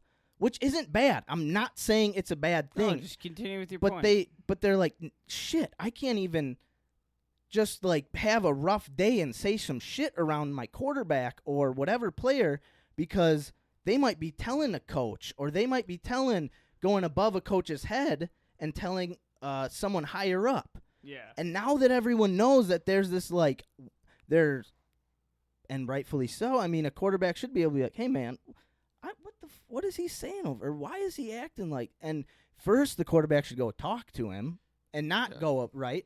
He should go and just say, "Hey, man, get rid of that attitude. We're trying to win a suit." And if the player's still like, "Man, fuck you, that's bullshit," and then he can be like, "All right, well, we'll let this play out. And if still so I don't think it's like cut and dry. Like, No, he I know. hears something, Yeah. he says something right away. But what I'm saying, there was never like, I'm sure players knew that there was like, okay, Brady's Brady, and he talks with Belichick, and he knows. I guarantee players knew that, right? They're not dumb. They know that there's an unspoken agreement, but it's not like so public. And now that it is so, I just think it's gonna be. I think Rodgers has made it pretty clear that the side that he sits on, we're like, I think, and this is my thought, we're like, I know what you're saying. I know exactly what you're saying. We're like, at the end of the day, if you have an elite MVP quarterback, a guy who is like Rodgers or Brady or Peyton Manning, that they're quarterbacks, but they're also have a fucking head in the whole picture. They that know football. Like that if a other wide players receiver don't. makes a wrong step in a route and they say, hey, I can't have that, then they're cut. They're gone. You know what I mean? Like, you can't fuck up in front of this guy. Right. And I see it differently with Rodgers in our organization because it's the Packers organization at the end of the day is completely 100% different than anybody else. Because Rodgers has a head coach on his side. So it's just LaFleur, Rodgers, and then trickle down to the rest of the coaches, the younger coaches, the players, and then it's Mark Murphy and Goots. And it's kind of became pretty relevant and pretty clear that these two guys at the top are doing everything they can to just please this guy at the bottom, who Rodgers brought back Cobb. Brought back everything. He's trying to bring back things just to make the atmosphere, the locker room better. So with Rodgers, I think, is Rodgers, the only reason he's here is for Aaron Jones, for the Smith brothers, for... I think hearing these names get me hyped for the season. You know what I mean? And this makes me hyped too, dude, is the fact that, like, it's such a fucking kind of shitty dynamic where, like, I do actually honestly think Goots is looking past and Mark Murphy is looking past the Rodgers era, where I do think, like, this year is, like, the most hyped year we ever had, where, like, I think it's the fucking players and LaFleur. I think LaFleur is super. It's LaFleur, it's Rodgers down to Aaron Jones, Bakhtiari, and like I think everybody realizes it's like, No, if we don't roll, I don't. And what I'm saying is like I don't believe that anybody looks at Rodgers as the guy who's like, okay, if we fuck up or we do something wrong or we say something wrong, that he's gonna that we can be. Sure. I think it's kind of like Gootsy, Murphy, and this is also like a very shady thing about our organization where it's like our big office versus the players, and I think LaFleur's just sitting like, I'm the youngest coach who's got the best opportunity with the best quarterback, with the best, honestly, the best overall team right now, like. And so I don't think Rodgers is going against anybody. I don't think anybody really feels that way about him. Right, and you're right. Maybe and I'm misinterpreting what you're saying. You're definitely you're not. You're right on. Like this season. Yeah, And this season. And I guess that's where we missed the boat. I'm thinking like seasons to. I do still think like, let's say all of a sudden mid-season comes around and they're like buddy Rodgers in the front office, then it might get a little weird. But like, let's say he gets traded to the Broncos or whatever team he goes next to, it's like in the air that like Rodgers wants, because he has publicly come out and said he wants that communication between him and the front office. Now he goes into that locker room, and that locker room just knows, oh, he's talking to the front office. If he's here and he's all in, he's talking to the front office. I think it's business, bro. Like, I mean, I think that like the way you're like kind of looking at it is like I don't think Rodgers is like would just like as soon as something goes wrong is like kind of snitch on something. You know what I mean? Right, Like, no, Rodgers wants to win. That's his mentality. That's what he wants, and what he feels he needs to do to win is have that kind of communication. So like, yeah, somebody has a bad day, somebody messes up. It's not like, oh, like I gotta go tell coach about this or something like that. But like, when he feels like something needs to change, when he feels like something needs to be added to the team, he wants that to have that voice. I think that's what it's all about because he hasn't had that. It's always been the front office like making those decisions like between free agents, draft choices, all those things that you know could make the team better. But Rodgers is ultimately like the leader of the team pretty much. Like a lot of people come to Green Bay to play for Rodgers, you know. And I think the point of it all is just like he wants to win. He thinks he feels like he knows what he needs on his team to win. So, but he wants to be able to, you know, have a say in that and like be able to get that on the team. I think that's the whole point of it. He just came out and he's like, you know, I'm not necessarily here for a long time. I'm here for a good time. Yeah. And he's like, he wants to win, and like, he came out, but at the end of the day, people have to remember it's a fucking business, dude. Yeah, and absolutely. Rodgers, he said he wants to play here for the rest of his career. That's what I'm saying. But I don't think he wants to leave, but I think he wants. You know, we look at things like this. But what other quarterback has come out and publicly said, I want to be able to have communications with the front office about who gets cut and who stays? Plenty. Who? Name them. Plenty. I mean, I've never heard you look Brady at the come out and relationship. say it. Well, I've never heard Brady say, have me you ever and seen the Belichick opportunity don't. to see the communication between Brady and Belichick? Because they don't. He doesn't come out and publicly say it. Because Brady has never came out and publicly But said that it. is exactly. But that was the whole fucking thing. No, that is my point. But though. what My is your point- problem he here has. with it? He What's has I your- have no- to. I have no. But I don't get problem. what you're saying. I don't get what you're saying. I guess like the thing is. Why would you fucking judge Rodgers for wanting to say he's the most tenured player not what in the NFL? Dude, that's not. I'm trying to figure out what you're trying to say right I now. know. I've said it like 4 times. Okay, fucking say it again then. It's in not okay. It's always been an unspoken thing. Yes, and it should be spoken about. But no, because I'm not saying it shouldn't be spoken. What I'm saying is that because Belichick and Brady, let's say, however they got along, whatever that meant, if he could go to Belichick and say, like, you know, I tried coming to this guy and he's still not, like, listening to me. I'm really trying to work with him and he's not really doing the things that are jiving with our offense. Or whatever it is, whatever those conversations happen that clearly weren't happening with Rodgers and the front office, right? They weren't happening. The same type of conversations that Brady and whoever he could speak with. Belichick tried to trade Brady in 2000. Okay, but before all of that, all I'm saying is that there's unspoken agreements that happen between those elite players that Rodgers knew about. Like, he knows that happens, and he wasn't getting that same respect, is what I'm saying. Okay. He wasn't getting that, Yeah. and the other players were. So now he has to come out and say, hey, why was I not getting that respect? Why was I not getting respect in cutting players and giving my input?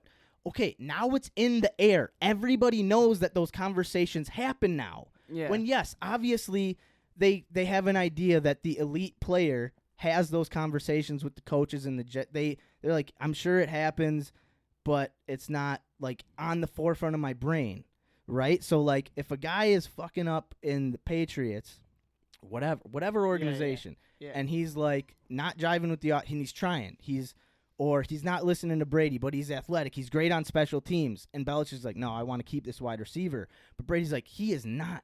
I've talked to him. I've gone to his locker. I've broken down the X's and O's, and he's still not. He brushes me off. Belichick's go, okay, then we'll get rid of him.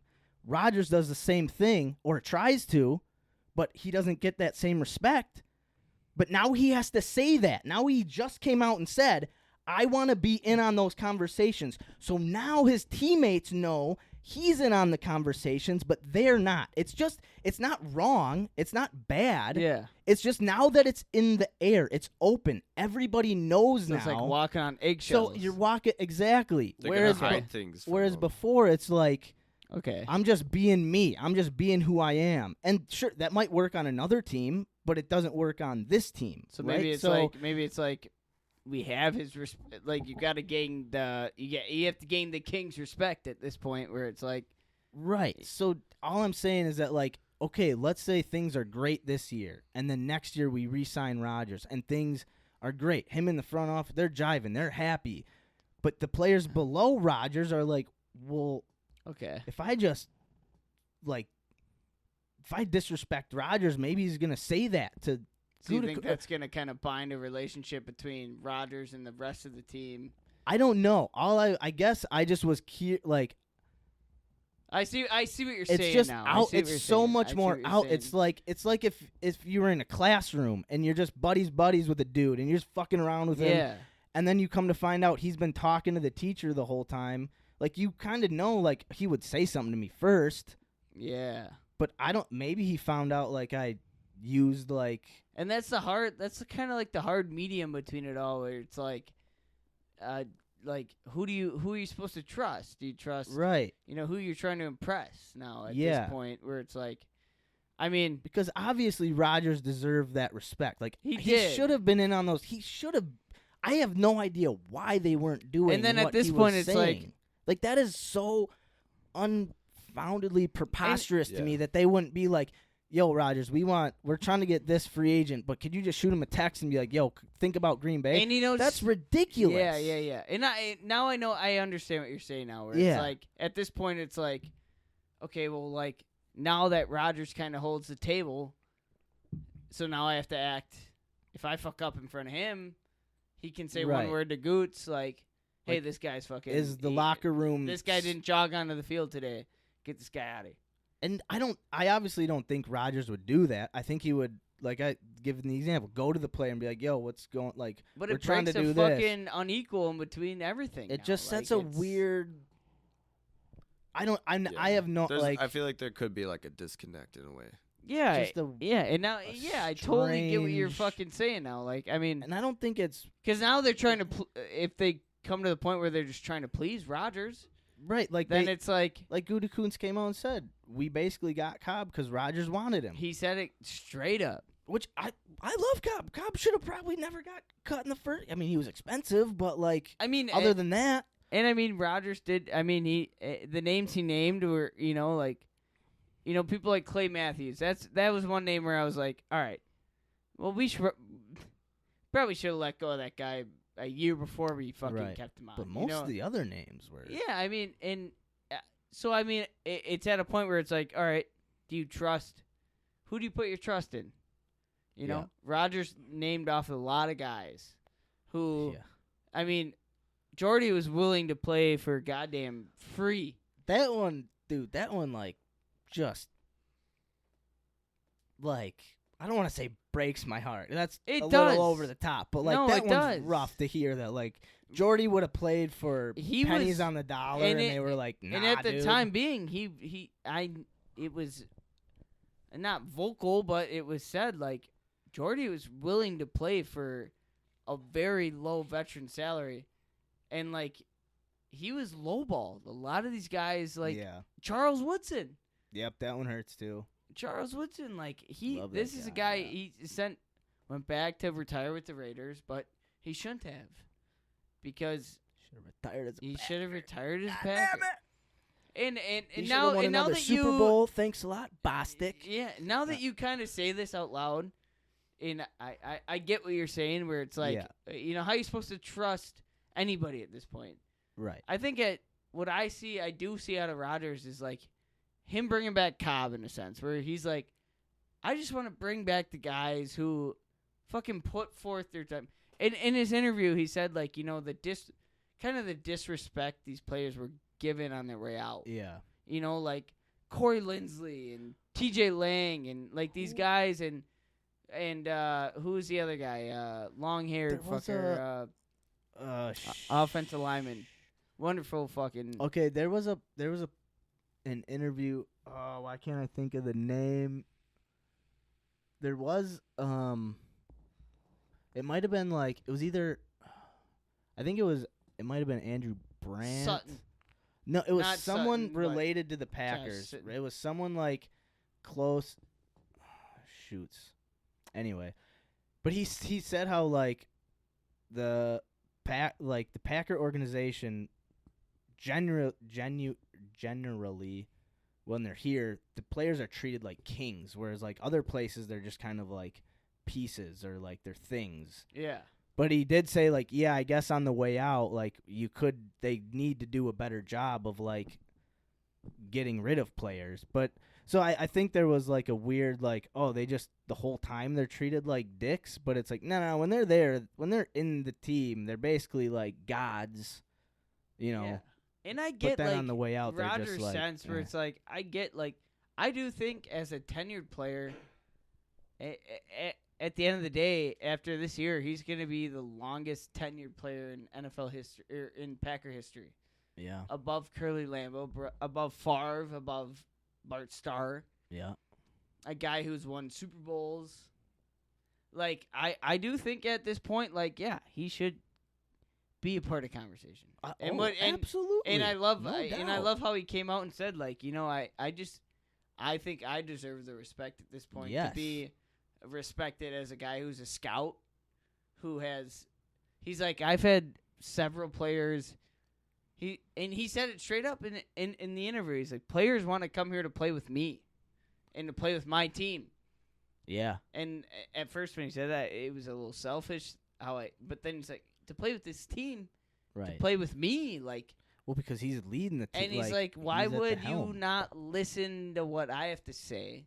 I agree. And I get that. But it has to be a balance because the boss one. is the boss. It's a tough balance, but But also, like, you don't not listen to your head employee Right. who's been there for 10 plus. He's also a pretty goddamn good employee, too, if I don't say so myself. Yeah. And so it's like, it sucks because we don't have an owner. We don't have a guy Yeah. who can just say. Well, the board of directors is just sucking Murphy's dick, and and he because picked him. and he picked all the board of directors. So basically, Murphy's our owner technically, by de facto, because he's the president. So yeah, I mean, basically, Gutekunst answers Hey. to Murphy, and Murphy is a big fan. of One Gutekunst, so hands up to Goots. His first draft pick ever was Jair. So that we'll is- give him yeah, that. Give We'll him give that. him that. But We'll give like, him that. I hope what even settles out of this. I think know. we have this 1 year. Because, dude, the worst. What's the best thing? We win a Super Bowl and then we're just done. We're like over. yeah. Like I mean, that's it. not necessarily. I mean, it's not unless the worst everybody thing. leaves, if Jair and Devontae and Nah, Rodgers Jair and ain't going. We're giving and Jair the Jones bag, and baby. Dude, I'd give Jair the money over Devontae. If Yeah. it came down to like, hey, defense wins we championships. need to re-sign. We're gonna sign Jair to a long-term deal. I fear the What deer. about Jones? We just gave Jones a long-term deal. Oh yeah, we did. And that's also awesome because when's the last time we've had a Dude, since Amon Green? our running backs are gonna be. Dude, we're about to have the best backfield Dude, in that's the NFL. why Rodgers could dude. play for another 4 or 5 years. I don't understand why they wouldn't re-sign him. I want Rodgers to be our quarterback for as long as possible. I don't know why they wouldn't give him a 5-year extension. Dude, we have Rodgers, or we have Dylan, and I know they tried to. I know they, but I think but they didn't guarantee it. Like, I don't know why you wouldn't guarantee him. Like they wanted he did him. say that's what he said pissed him off. He's like, I played an MVP season, and he's like, I thought, like formally, like I would get an extension, like an offer, or at least talk. Dude, he's I like, would- and that's where like Rodgers did come out and he fucking put shit on the line. He said it out loud, and none of it was denied by any of our front Right. office. Where he did say, he's like, you play the best season in the NFL. And he's like, I thought formally, like, as a business person, like, I would be offered an extension. And I wasn't until the point of me saying, like, all right, well, then let me go. Let me get out of here. Then let me go be respected somewhere else. Right. And he's like, oh no, like we love you so much. Like we love you. We want you here.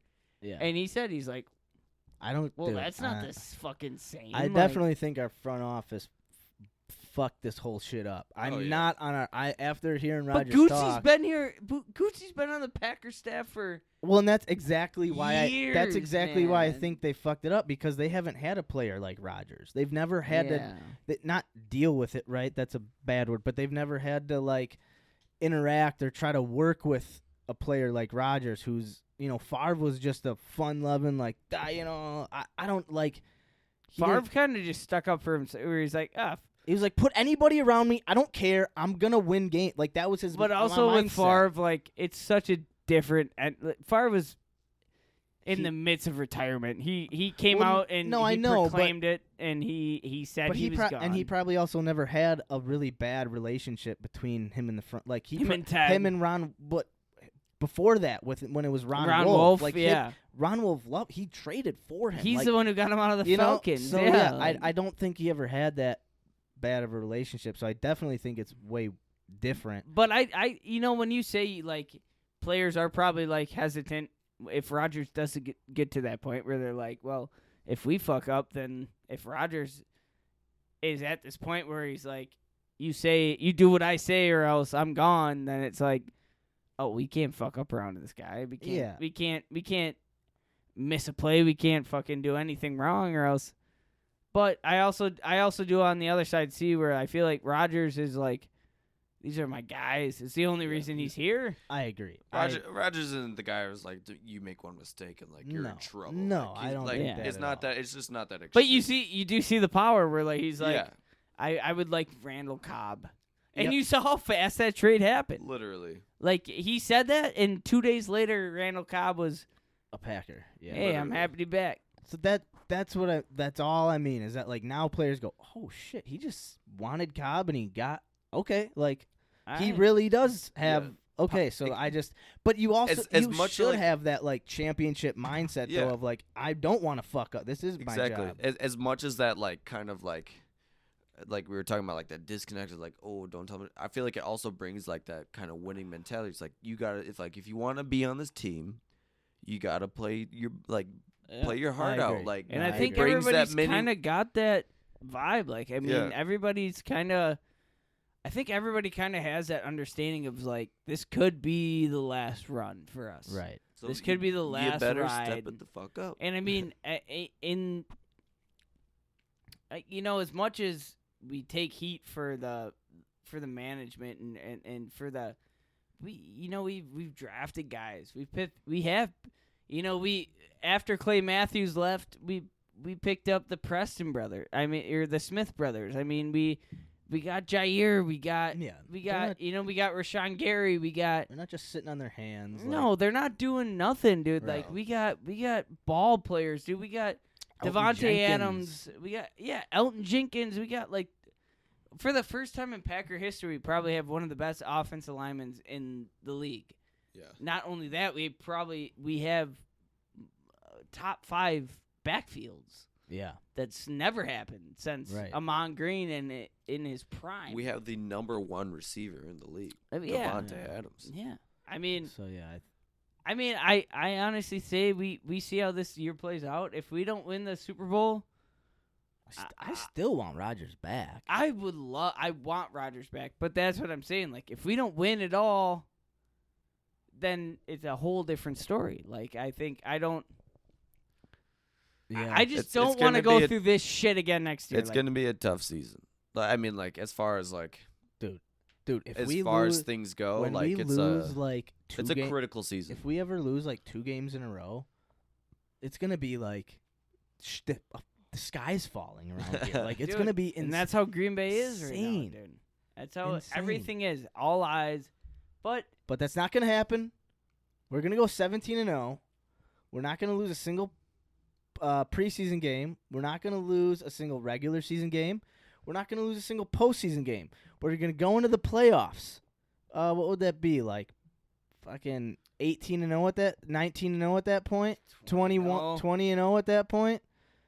We're gonna go into the playoffs against probably the Super Bowl against the Chiefs, maybe, probably, most likely. We're gonna look Patrick Mahomes right in the face. We're gonna kick him in this fucking face, and we're gonna win the Super Bowl. And that's how the season's gonna go. You heard it here and first. then I folks. don't really care how the off season goes. Let's do it. I'm not plugged in. I could hear you. Oh, because it was.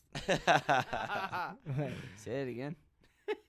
We're gonna go into the playoffs. We're gonna go into the playoffs 17-0. We're gonna win the. We're gonna go to the NFC Championship game. We're winning the fucking Super Bowl, baby. Go Pat. 20-0. Oh man, this is boy. episode 30. We made another movie, boy. We made 2 movies. Jesus. How long do we record? 4.5 hours. Are you kidding me? Jesus Christ. What are So- we doing? We don't even talk about anything. How did we do this for 4.5 hours? We talked nonsense for about weekly, monthly fucking bullshit. Like, I don't even understand. Mental health is important, folks. God damn it. I'm gonna go to work tomorrow, cut some wood. Oh, what the fuck? I'm are we retired, doing? motherfuckers. What are you doing tomorrow, Max? I don't know. I'm gonna fucking look at a blue screen for a few hours. I don't know. Hey, Edit this shit for Episode, 18 years. 35? 35, man. Just went on for infinity. 5 hours. Jesus. Fuck us. God damn.